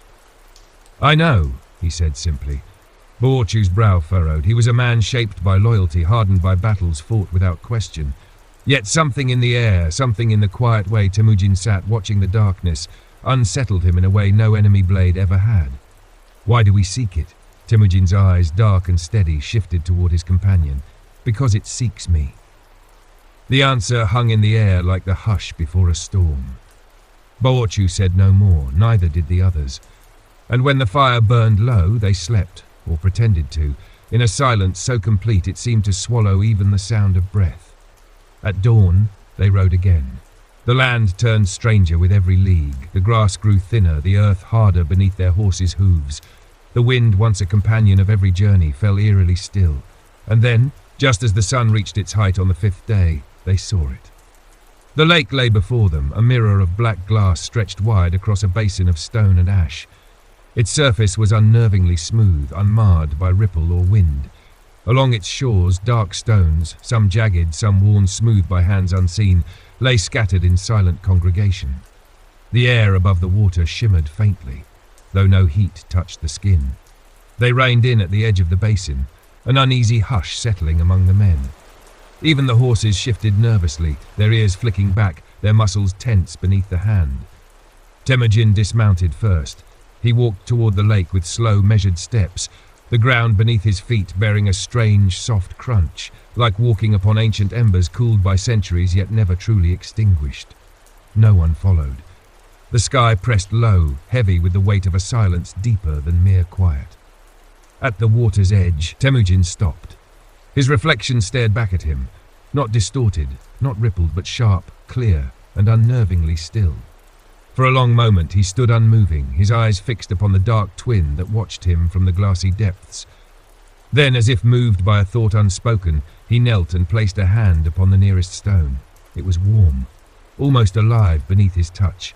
A soft voice stirred in the air behind him, a voice he recognized not with his ears, but with something deeper, something older. "You have come." The words were not spoken, they simply were. Temujin did not speak. He felt no fear, no wonder, only a strange, calm certainty, as though this meeting had been written in the marrow of his bones long before his first breath. The voice stirred again, a whisper threaded through the stillness. The earth remembers, the shadow waits, the stone watches. Temujin's fingers closed around the stone, lifting it gently from the ground. It sat in his palm like a weight that defied its size, warm, silent, pulsing faintly with something he could neither name nor deny. The shadow you carry is not alone. His heart did not race, his breath did not quicken. He only listened. It walks with you, and with those who will follow. A soft wind stirred then, slow, sure, bearing with it a faint, distant howl that echoed faintly across the silent waters. Temujin rose, the stone still cradled in his hand. The path is yours. And then, just as suddenly as it had come, the presence faded. The lake remained, silent and still, as though nothing had stirred its black glass in 1,000 years. Behind him, the men watched in tense, motionless silence. Temujin turned at last, his gaze calm, his step steady. He said nothing as he passed among them, the stone resting quietly within his grasp. And as they rode away from the lake of black stones, no man spoke of what had happened, nor would they, not in song nor in tale. But each one knew, in the silent chambers of his heart, that they had crossed a threshold that day, not of land nor battle nor destiny, but of something deeper, something the world itself had waited to awaken. The journey back from the lake of black stones unfolded beneath a sky shrouded in pale veils of drifting mist, a soft greyness that neither lifted nor deepened. The world seemed quieter somehow, as though it, too, had fallen into a hush after witnessing something best left unspoken. Temujin rode at the front of the silent procession, the stone wrapped in a simple cloth and tied to the leather cord around his wrist, a gesture neither ritual nor ornament, but something born of instinct. Behind him, his 30 companions rode in solemn stillness. No words passed among them. Not even Boorchu or Jelme dared speak of what they had seen, or what they believed they had seen. It hung between them like a quiet shadow, neither feared nor welcomed, but accepted with the deep understanding of men who lived by the edge of life and death. On the 7th day, as the familiar curves of the Onon River came back into view, the men finally loosened the lines of their mouths, their shoulders easing beneath the weight of long days and longer silences. Yet even then, none spoke of the lake, nor the stone, nor the unseen presence that had hovered like a quiet breath upon the air. They rode straight for the heart of the encampment Temujin had established on the southern bank of the river, a gathering of warriors from a dozen clans, now joined beneath his banner. The camp bustled with the low hum of life. Smiths at their forges, women tending to fires, children chasing each other between the lines of tethered horses. It was a world caught between the simplicity of the steppe and the rising tide of something far larger, a people beginning to move not as scattered clans, but as a single, growing force. Temujin dismounted in silence, handing the reins of his horse to a waiting attendant. Without a word, he walked alone toward a tent pitched slightly apart from the others. His own, marked not by any grand insignia, but by the quiet presence it commanded amid the sea of Gurs. Inside, Holon waited. She sat upon a simple mat of woven reed, her posture upright, her hands folded gently in her lap. The years had carved their quiet lines upon her face, but her eyes remained sharp, unwavering, a gaze that saw through both silence and shadow. The light of a small fire cast a soft halo around her, flickering across the contours of her face as Temujin stepped within. He closed the flap quietly behind him and stood, wordless, before her. Holun's eyes fell briefly to the cord around his wrist, the cloth-wrapped stone nestled beneath the simple knot. She did not speak of it, nor of the long days of his absence. Instead, she inclined her head once, a subtle gesture as quiet and deep as the turning of the earth. "You have touched it," she said at last, her voice low even. Temujin met her gaze without flinching. "I have." A long silence unfolded between them, soft and patient. The fire cracked softly in the stillness. "You know now what I could not tell you," Holun said, her voice little more than a murmur. Temujin sat slowly across from her, his movements deliberate, the cord at his wrist falling softly against his arm. "I know what I have felt," he said quietly. Holun's eyes softened, a flicker of something ancient and sorrowful passing through them. "And what have you felt, my son?" Temujin met her gaze with a quiet surety, his voice steady. "That I am not the only one who carries this shadow." Her lips pressed together gently, not in disapproval, but in something close to mourning. "No," she whispered, "you are not." She reached then for a small pouch beside her, crafted of soft, worn leather. From it she drew forth a single object, a stone, smooth and black as night, shaped not by hand, but by the soft, patient turning of the world. She placed it gently upon the ground between them. Temujin stared at it, the twin of the stone he carried, his heart quiet in his chest. Holun spoke softly. "This was given to me by a woman older than memory, in the last days before you were born. I do not know her name, nor from whence she came, only that she placed it in my hand, and spoke of the shadow that would walk beside my blood." She met his eyes once more, her voice steady, even as a deep weariness touched its edges. "I have carried it all these years, and I have waited, for this moment, and for you." Temujin looked at the stone, feeling the weight of her words settle into the quiet spaces of his heart. "The shadow, is it a curse?" he asked. Holun's expression softened further, her gaze distant, as though peering through the veil of years. "No," she said gently. "It is not a curse, it is a memory, older than us, older than the tribes, older even than the steppe. It is the memory of the earth itself, carried in the blood of those who are bound to its turning." Temujin sat still, the firelight flickering softly between them. "A legacy," he murmured. Holun nodded once. "A burden and a gift. One that cannot be refused, one that will never be understood by those who seek only power." She reached out then, her hand resting gently over his. "You are not its servant, Temujin, nor its prisoner. You are its bearer, and in bearing it you will shape a world that does not yet know your name, but will never forget your shadow." A quiet peace stirred within him, not the peace of ease, nor the shallow calm of ignorance, but the deep, settling acceptance of a truth too large for words. He met his mother's gaze, his voice a low whisper. "Then I will bear it." Holun's eyes shone faintly in the firelight, her hand squeezing his with a strength undiminished by time. "I know."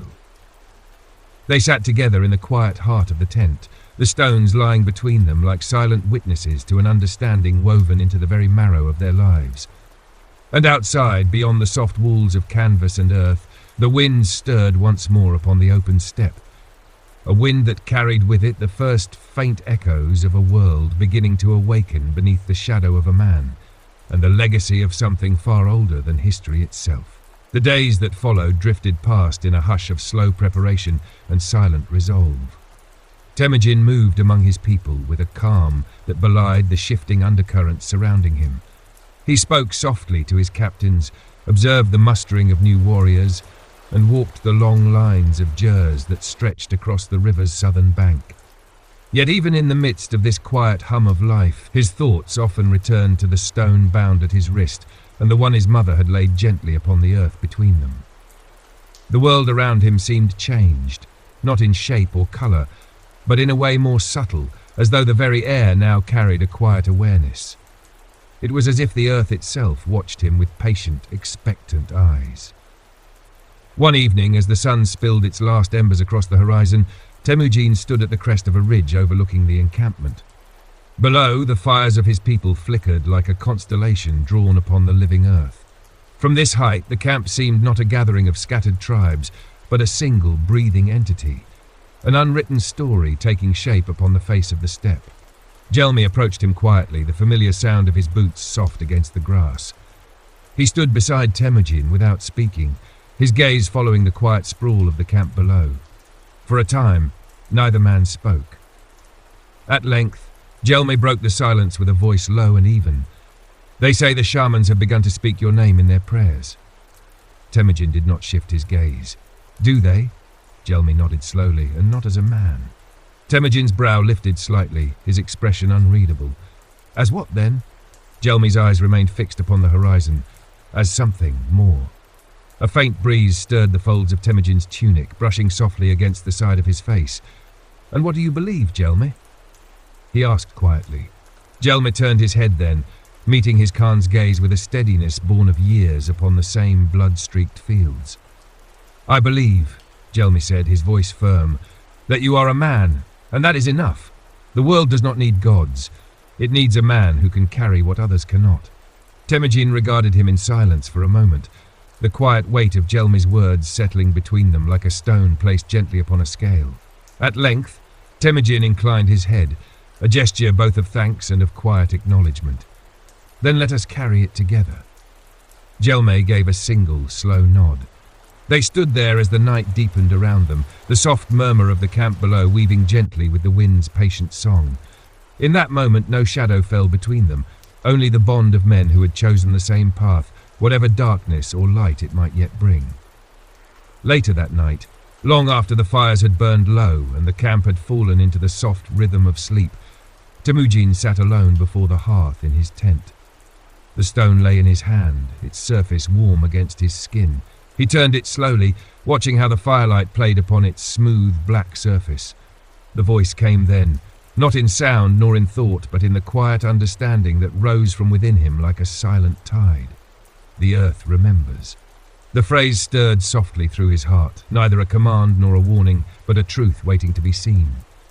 He closed his eyes, breathing slowly. "The earth remembers, and so must you." Images stirred behind his closed eyes, faint impressions, fleeting as the first snow upon the wind. Faces he did not know. Lands he had never walked. Cities rising and falling, their stones kissed by both the hand of builders and the claws of ruin. The thunder of hooves rolling across endless plains, the quiet fall of ash upon silent earth. The shadow walks with you, but it walks for the world. The words settled deep within him, anchoring themselves with a calm, sure weight.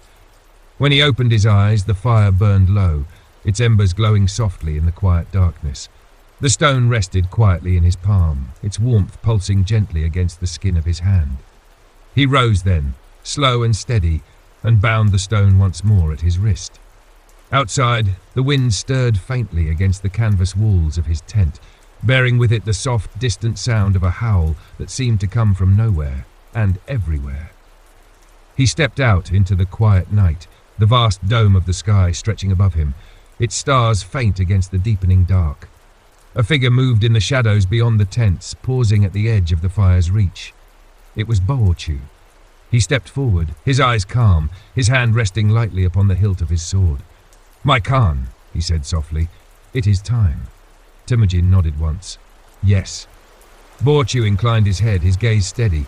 "The riders are ready." Temujin's eyes lifted toward the horizon where the faintest light of dawn touched the edges of the sky. "Then we ride," he said. And with those words a quiet current stirred within the heart of the camp, a silent ripple moving through the blood of every warrior, every family, every life bound now to a name that would soon thunder across the face of the world. They rode at first light, moving as one beneath a sky still veiled in soft shades of grey. And as they rode, Temujin felt the shadow stir beside him, not a burden, not a chain, but a silent companion walking with him upon a path shaped by hands unseen and destined to carve itself deep into the bones of history. For in this quiet march upon the soft earth of the steppe, a storm began to awaken. And at its heart rode a man who would bear the weight of both the shadow and the world, with neither fear nor falter. only the calm certainty of one who had finally embraced the quiet truth that had waited for him all his life. The wind rose in slow, measured breaths as Temujin and his riders moved westward, tracing a silent path across the great, rolling sea of the Mongolian steppe. The world around them unfolded in endless waves of golden grass, swaying gently beneath a sky veiled in soft hues of dawn. There were no war banners raised, no thunder of charging hooves, only the steady, purposeful rhythm of men riding in the quiet company of fate. Among them, a man named Kulan rode closest to Temujin's left, a warrior of the Uriankai, known more for his sharp eyes and sharper silences than for any tales sung by firesides. Though Kulan had never sought Temujin's inner circle, he had come to him one evening when the fires burned low and offered a simple pledge with no flourish, no ceremony. "I will follow the one who dares walk beyond the shadow of his name," he had said. Now, as the days stretched behind them in long lines of dust and sky, Kulan rode near, his gaze ever forward, his presence a steady echo beside Temujin's own silent march. On the fifth evening, they came upon a place marked by no map, known only by whispered memory, the Hollow of Ashes. It lay in a shallow basin between two low ridges, the earth darkened by the remnants of a fire long burned away. The soil bore no grass, no sign of life, only the faint, lingering scent of something old, something that had once blazed fiercely before falling into a quiet, smouldering ruin. Boorchu was the first to dismount, his eyes scanning the desolate hollow with a quiet wariness. "What is this place?" he asked, his voice low. Temujin reined in beside him, his gaze sweeping the hollow with a slow, searching calm. "A memory," he said softly. The riders formed a silent ring around the edges of the hollow, their eyes watchful, though none dared speak. Even the horses stood still, their breath soft against the hush of the coming night. Temujin dismounted with deliberate ease, stepping down upon the darkened earth. He walked forward slowly, each step falling upon ground that seemed to drink the weight of his presence in quiet acknowledgement. In the center of the hollow, a stone stood, unmarked, weathered, and smooth as though shaped by centuries of silent wind. It rose barely to his knee, yet it held a quiet gravity that drew the eyes of every man present.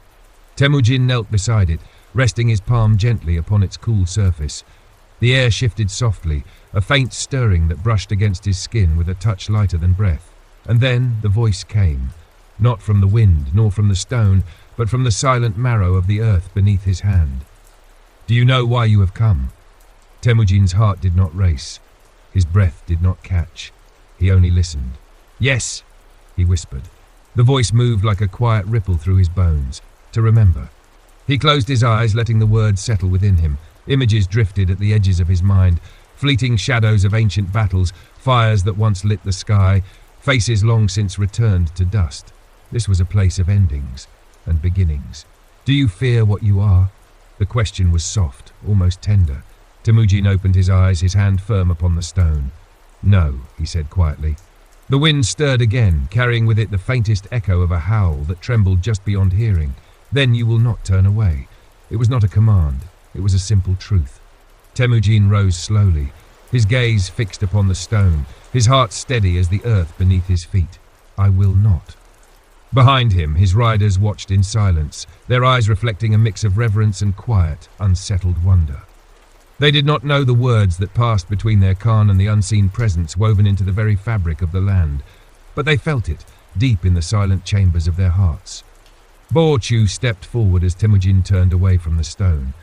"My Khan," he said softly, his eyes steady, "what is this place?" Temujin met his gaze with a calm that felt as old as the earth itself. "A place where the earth remembers," he said simply. Boorchu gave a single slow nod, asking no more. They made camp upon the ridge that night, the fires burning low, their circle tighter than before. The hollow below remained untouched, a silent witness to something none dared name. In the quiet hours before dawn, Temujin stood watch alone at the edge of the ridge. The sky stretched vast above him, its stars dimmed by the soft veiling clouds drifting across the heavens. He held the stone at his wrist in his hand, its warmth a quiet, living pulse against his palm. And as he stared into the slow turning of the night, a memory stirred, not his own, but one deeper, older, woven into the blood of the earth and the silent paths of the shadow. A figure, walking alone across a field of ash. Not a conqueror, not a king, but a bearer. One who carried the memory of a world too vast for song, too deep for story. And in that silent vision, Temujin felt no fear, only a calm, quiet knowing. He was not the first. He would not be the last. But he would walk this path as it had been walked before, alone yet never alone, with the shadow beside him, with the earth beneath him, with the silent, patient memory of a world that remembered every step, every name, even those never spoken aloud.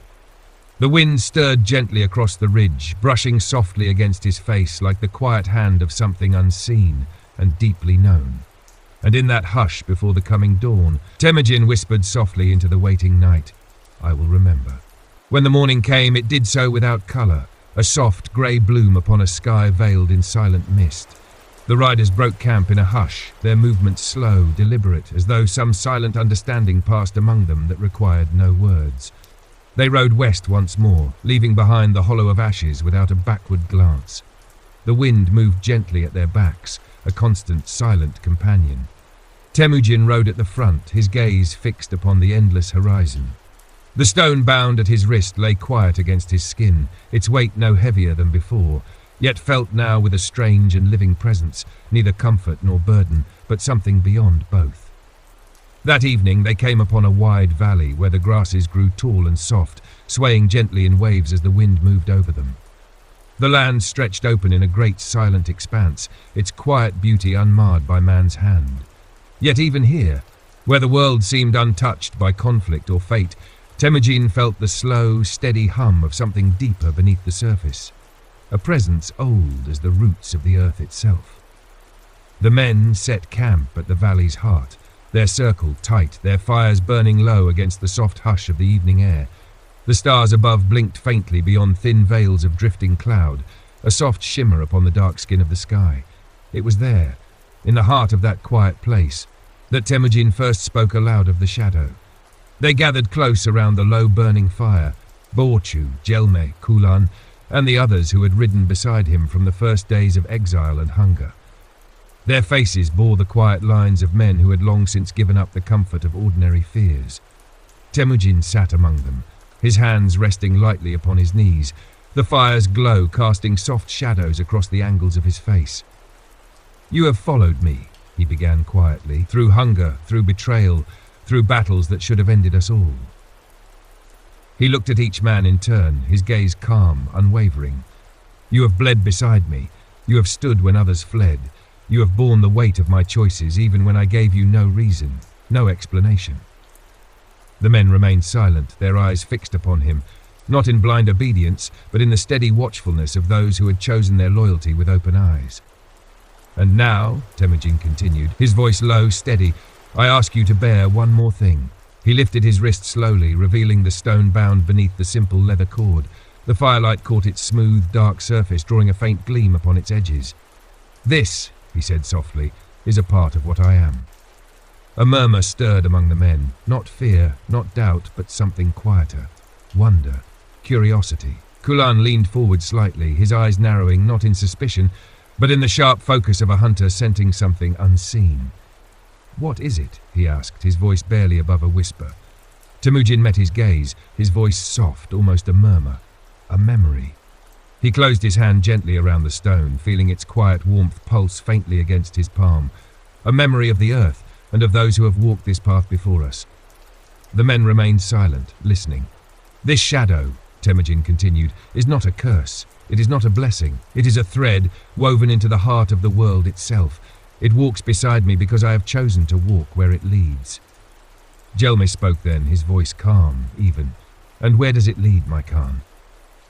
Temujin turned his gaze toward the dark horizon, the faint whisper of wind stirring softly against his face. "To a future not yet written," he said softly. "A future that will bear the weight of all that we have done, and all that we will become." The fire crackled softly in the hush that followed, the men watching him with a quiet, unwavering steadiness.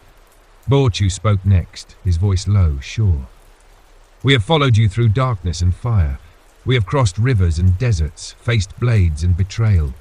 If you walk with a shadow, then so do we."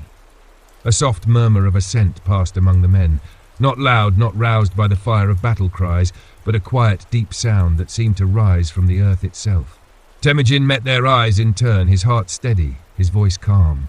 Then we ride together, not as men chasing a crown, but as bearers of a story older than any kingdom. He stood slowly, his figure tall against the soft glow of the fire.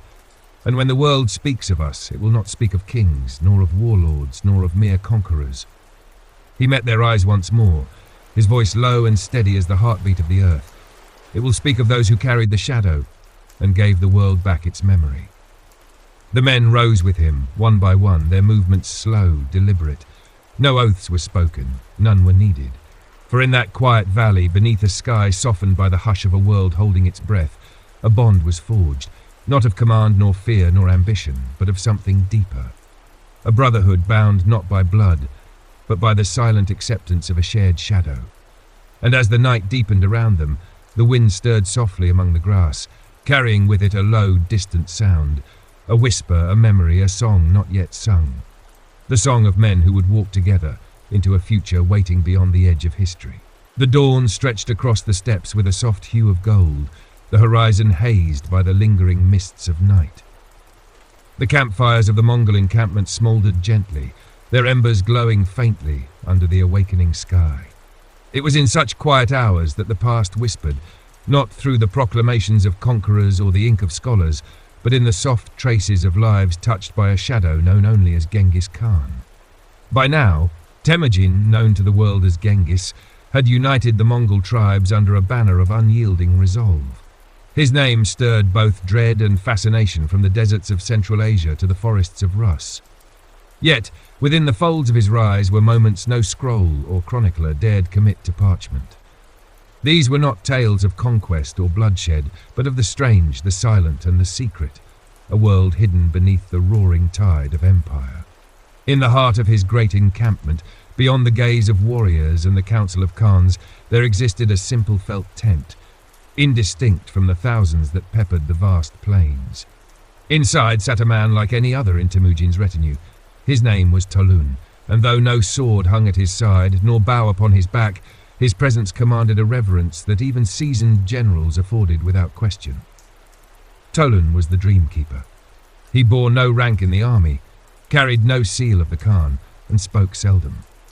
Yet Genghis Khan, amidst his ceaseless campaigns, summoned him before every great battle. The Dreamkeeper's role was neither that of a soothsayer nor a priest, but something far more elusive, a guardian of forgotten dreams, of visions veiled from mortal sight. In the stillness of the night, it was said that Tolun sat alone, his gaze lost beyond the fabric of the world, listening to murmurs only he could hear. Dreams, he believed, were echoes of unseen truths, portents not of the future, but of the quiet realities that slipped between the threads of waking life. And it was in these whispered visions that Genghis sought counsel, though no record spoke of it.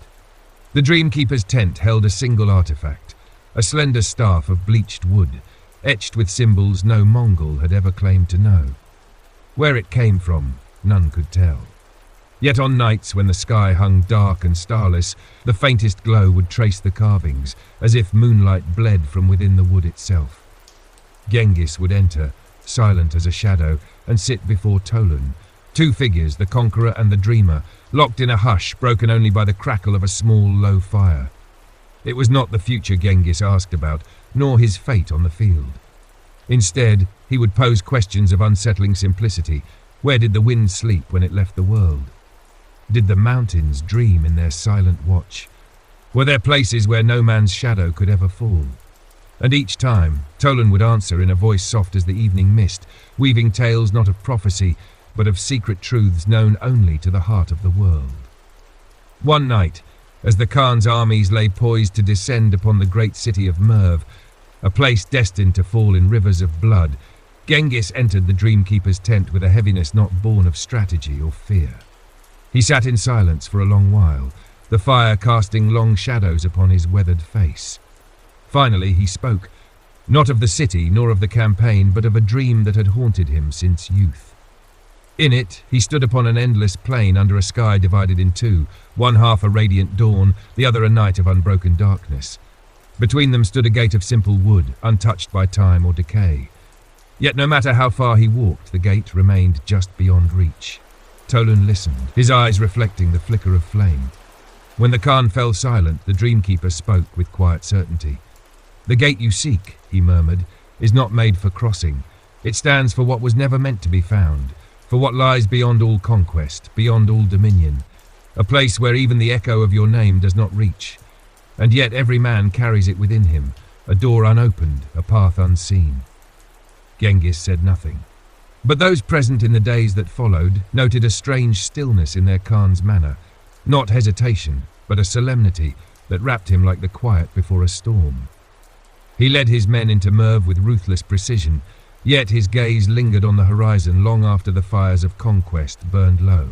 And so it was, time and again, before each campaign and after each triumph, the Khan sought the counsel of Tolan. Never as a sovereign seeking wisdom, but as a man chasing the fading footprints of a mystery larger than any empire. Among the whispered tales that drifted through the ranks of his followers, none dared speak of the Dreamkeeper openly. His presence remained a spectre of the night, a figure glimpsed only by torchlight at the edge of the great gatherings. Yet when asked, the oldest warriors, those who had ridden beside Temujin since his earliest battles, would only nod with solemn eyes and utter a single word. Karas the shadow within, and perhaps that was the heart of it, the secret that no chronicler would record. That Genghis Khan, master of the known world, was himself ever in search of a realm unseen, a land not marked on any map, nor claimed by sword or blood, a kingdom of shadows, a gate forever beyond reach. For what is conquest, if not the endless chase of what lies just beyond our grasp? And what is a conqueror, if not a man forever haunted by the dreams he can never claim? The Dreamkeeper remained by his side until the end, silent, unseen by most, yet ever present. And though history would forget his name, the echo of his quiet counsel lingered in the silent spaces between the thunder of hooves and the clash of empires. It was in those silent spaces, perhaps, that Genghis Khan became something more than legend. A man chasing not power, but the quiet mysteries no sword could ever conquer. The years flowed onward, as quietly and inexorably as the rivers threading the endless steppe. Genghis Khan's dominion spread like a shadow at sunset, touching lands and peoples far beyond the dreams of any who rode beneath his banner. Yet amid the relentless march of conquest, a story unfolded in hushed tones, scarcely spoken aloud, one entwined not with swords or cities, but with a bond that crossed the fragile line between legend and the unspeakable. In the wake of each campaign, the Khan would retreat, not to the grand tents of command or the revels of victory, but to the silent periphery of the encampments. Always, he would seek the same presence. Tolan, the Dreamkeeper, remained ever by the quiet edges, his tent unchanged, untouched by the trappings of power or war.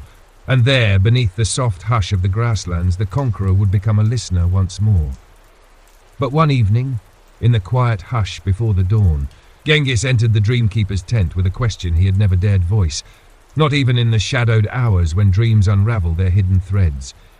The air within the felt walls hung heavy, laden with the faint scent of pine smoke and the earth's damp breath. The Khan sat across from Tolan, eyes sharp with a strange, searching intent. "Is there a way," Genghis asked, his voice low, "to dream with open eyes?" The Dreamkeeper regarded him in silence. It was a question that did not belong to the realm of men who ruled or those who served. It belonged to a place beyond. At length, Tolan replied, his voice carrying the soft gravity of falling snow. "Some dreams are not meant for sleep. They dwell in the spaces we refuse to see, in the faces of enemies we do not kill, in the lands we do not claim. To dream with open eyes is to see the world beyond the hunger of conquest." The words hung between them, delicate as the hush of dawn. Genghis's gaze lingered on the flicker of the fire. And if such a world lies beyond reach? Tolan's answer came not in words, but in a gesture. From the folds of his robe, he drew a small object, an amulet carved from dark stone, worn smooth by years of touch. Upon its surface danced symbols that seemed to shift with the flickering light, lines that traced patterns familiar and yet utterly unknowable. "This," Tolan whispered, "is not a charm for victory, nor a talisman against death. It is a reminder that even the greatest among men walks within a world of unseen doors, and some are meant to remain unopened." The conqueror reached for the amulet, his hand closing gently around it. In that moment, a flicker passed across his face, not fear nor awe, but something quieter still. A recognition of sorts, as though holding in his grasp the fragile thread of a truth he could neither conquer nor deny. For days afterward, those within the camp spoke in hushed voices of the Khan's silence. He issued commands with the same decisive force, rode into battle with the same ruthless fire, yet his eyes often wandered toward horizons empty of armies, to skies where no banners flew. One night, deep in the deserts beyond Nishapur, a place drenched in the blood of conquest, Genghis summoned Tolan once more. The camp lay silent, save for the soft rustle of the wind across the dunes. The Dreamkeeper arrived as he always did, without herald, without sound. "There is a place," Genghis began, his voice low as a whisper of wind, spoken of by the desert tribes. "A valley where no sound may enter, where even the wind falls silent. They say it is a place where dreams go to die." Tolan's eyes did not waver. "And you wish to seek it?" "I do." The Dreamkeeper did not ask why. Some questions live in the marrow of the soul, and to voice them aloud would shatter their delicate truth. Instead he nodded. "Then you must go alone." And so it was that Genghis Khan, the scourge of empires, the shadow upon the world, rode one dawn into the desert with no retinue, no army, no guard. Only the soft thud of his horse's hooves upon the shifting sands marked his passage. The sun climbed, the wind stirred, yet the silence deepened with every league. At last, after a journey none would ever record, he reached the valley. It lay hidden between dunes of silent stone, untouched by the passing of men. The air hung still, thick with a quiet deeper than the hush of midnight. And in that silent cradle of the earth, Genghis dismounted and stood alone. There were no visions, no voices, no whispers of fate, only a vast, consuming quiet, a space emptied of the world's weight.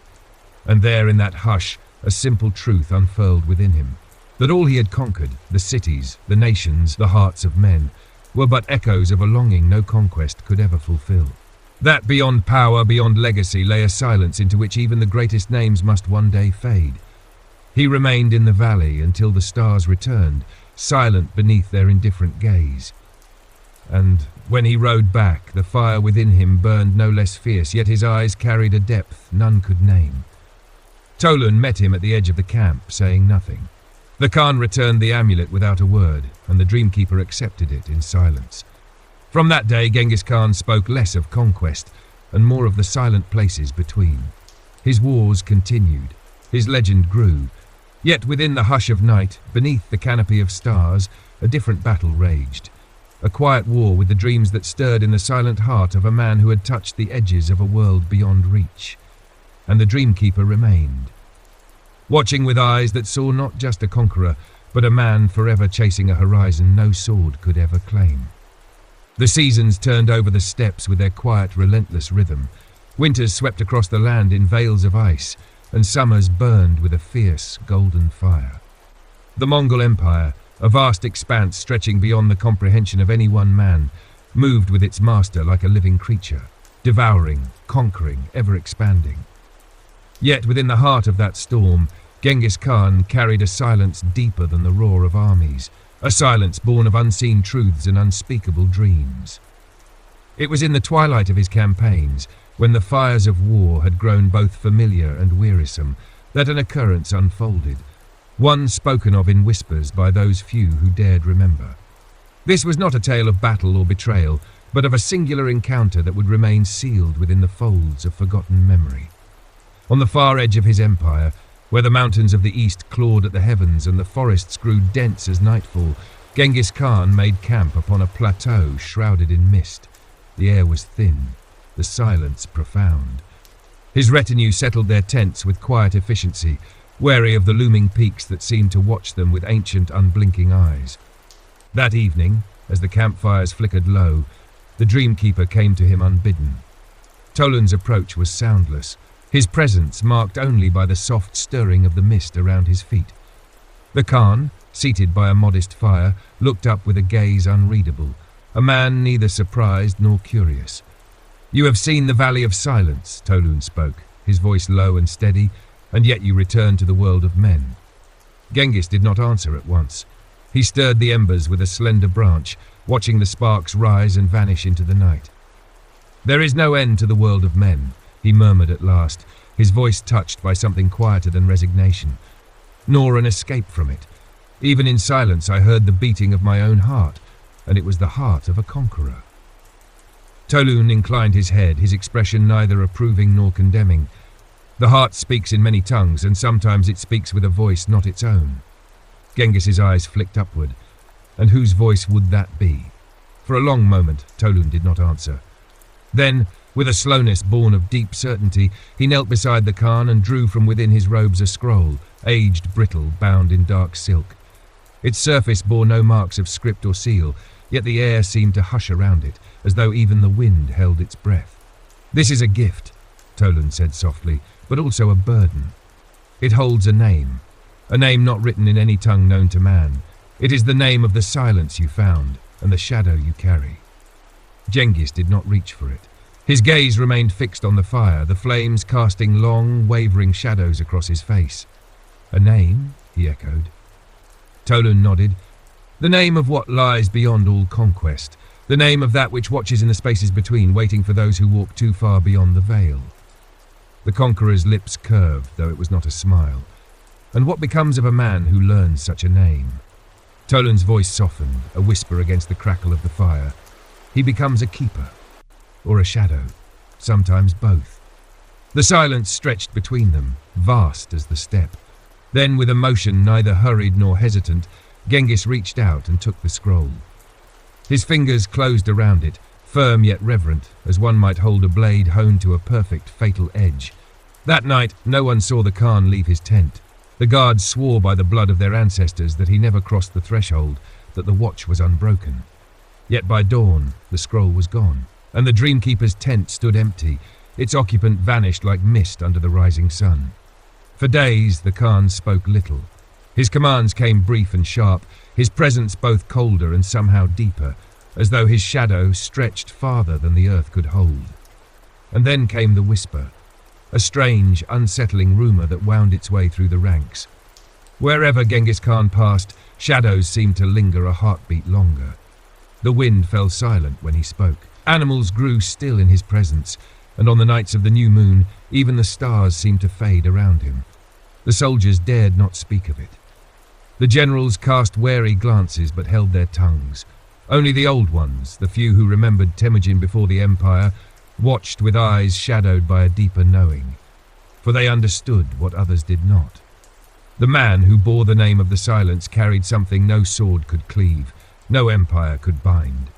A secret unseen, a shadow unnamed. And though the Khan marched ever onward, his heart remained tethered to that unseen thread, a path winding far beyond the reach of mortal men. Toulon was never seen again. His name vanished from the mouths of the living, his presence swallowed by the veils of time. Yet within the great tent of Genghis Khan, upon a shelf untouched by dust or hand, there remained a single token, a simple scroll bound in dark silk, its surface blank, its meaning known only to one. It was said that on rare nights, long after the fires had died and the world lay steeped in sleep, the Khan would unroll the scroll and gaze upon its emptiness.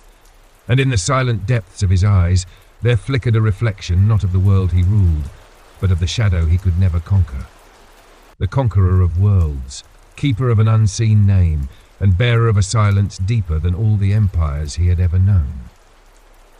The twilight years of Genghis Khan settled upon the vast steppes with a weight both unseen and unfathomable. His empire sprawled across continents, its reach unfurling like a darkened tide. Cities fell, kingdoms crumbled, and the breath of nations shifted beneath his shadow. Yet amid the sweep of history, within the folds of all that was written and all that would be forgotten, there lay a final chapter, one never uttered by chronicler nor preserved by song. It began not with a battle, nor a council of war, but in the quiet hush of a fading summer. The Khan, older now though still indomitable, chose to journey once more into the heart of his homeland. The great gatherings of the Mongol nobility, the Ordu, followed him at a respectful distance, their whispers curbed by the presence of a man who had become both sovereign and spectre. On a day veiled in gentle mist, Genghis Khan rode alone across a plain brushed by soft grasses, a place untouched by conquest and unmarked by war. He bore neither standard nor retinue. Only a single object rested beneath his cloak, a scroll bound in dark silk, untouched by time, its contents as empty as the endless sky above. The steppe stretched before him, a vast expanse where earth and heavens met in silent accord. Here, in this place of his youth, where the wind spoke in soft murmurs and the sky bore witness to the endless dance of life and death, Genghis Khan came to seek what no man had ever named. Nightfall approached, gentle and slow, casting a deepening hue across the horizon. The Khan dismounted, letting his horse wander untethered. He stood alone upon the silent earth, the scroll in hand, its weight light yet pressing with a heaviness that belonged to no world of men. In that stillness a voice stirred, not in the air nor in the wind, but within the marrow of his being. It was not Tolun's voice, nor his own, but a sound softer than the breath of the earth itself. "You have seen the heart of the world," it seemed to whisper, "yet you seek still." Genghis remained motionless, eyes fixed upon the distant line where sky kissed land. He knew, in the hollow quiet of his soul, that he had ridden beyond the reach of conquest, beyond the whispers of empire. This was a place where no banners flew, where no name echoed. He knelt upon the ground and laid the scroll before him. The dark silk unfurled with a whisper like falling ash. The surface remained blank, yet within that void shimmered something unseen, a depth vast as the heavens, a silence deeper than night. For a long time he gazed upon it, and within that silent watching fragments of memory stirred. The cry of a hawk against the dawn sky, the laughter of his brothers on the banks of the Onon River, the voice of his mother, soft yet unyielding in the quiet hours of a winter's night. The faces of friends lost to the blade, the eyes of enemies fallen without a name, the fleeting touch of hands never held, the whispers of dreams never spoken. In the heart of all his conquests, in the marrow of every triumph, lay the echo of these silent things, threads woven not by sword or fear, but by the soft unseen hands of time. And in that moment, the greatest conqueror the world had ever known understood a simple truth. He had never sought to rule the world. He had sought to fill the silent spaces within himself, the shadows left by loss, the quiet hunger of the heart that no empire could satisfy. The scroll before him, empty and vast, was not a map nor a secret. It was a mirror, a reflection of the silence he carried, the endless plains within his soul that no victory could claim. The voice within him spoke once more, softer now, almost a caress. To conquer the world is to chase the shadow of one's own heart. Genghis Khan bowed his head, not in surrender, but in silent acknowledgement. The shadow in him had not been a curse, nor a burden. It had been his companion, the silent twin of his destiny, walking beside him through the dust of history. As the stars began to scatter across the velvet sky, the conqueror rose. He gathered the scroll, folded it with quiet reverence, and placed it within his cloak. The wind stirred, soft and low, brushing against him like the touch of a memory long past. He did not speak, for there were no words needed. When he mounted his horse and rode into the deepening night, no songs followed him, no banners marked his passage. Only the hush of the earth, the breath of the wind, and the silent knowing within his heart bore witness to his final journey. History would remember him as a tempest, a shadow cast upon the world.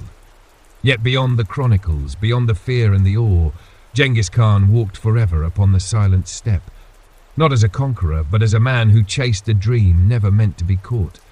And in the hush of the eternal plains, his shadow faded into the embrace of the earth, a silent echo of a life lived beyond the reach of empire, beyond the grasp of legend, a dreamer in the heart of the storm.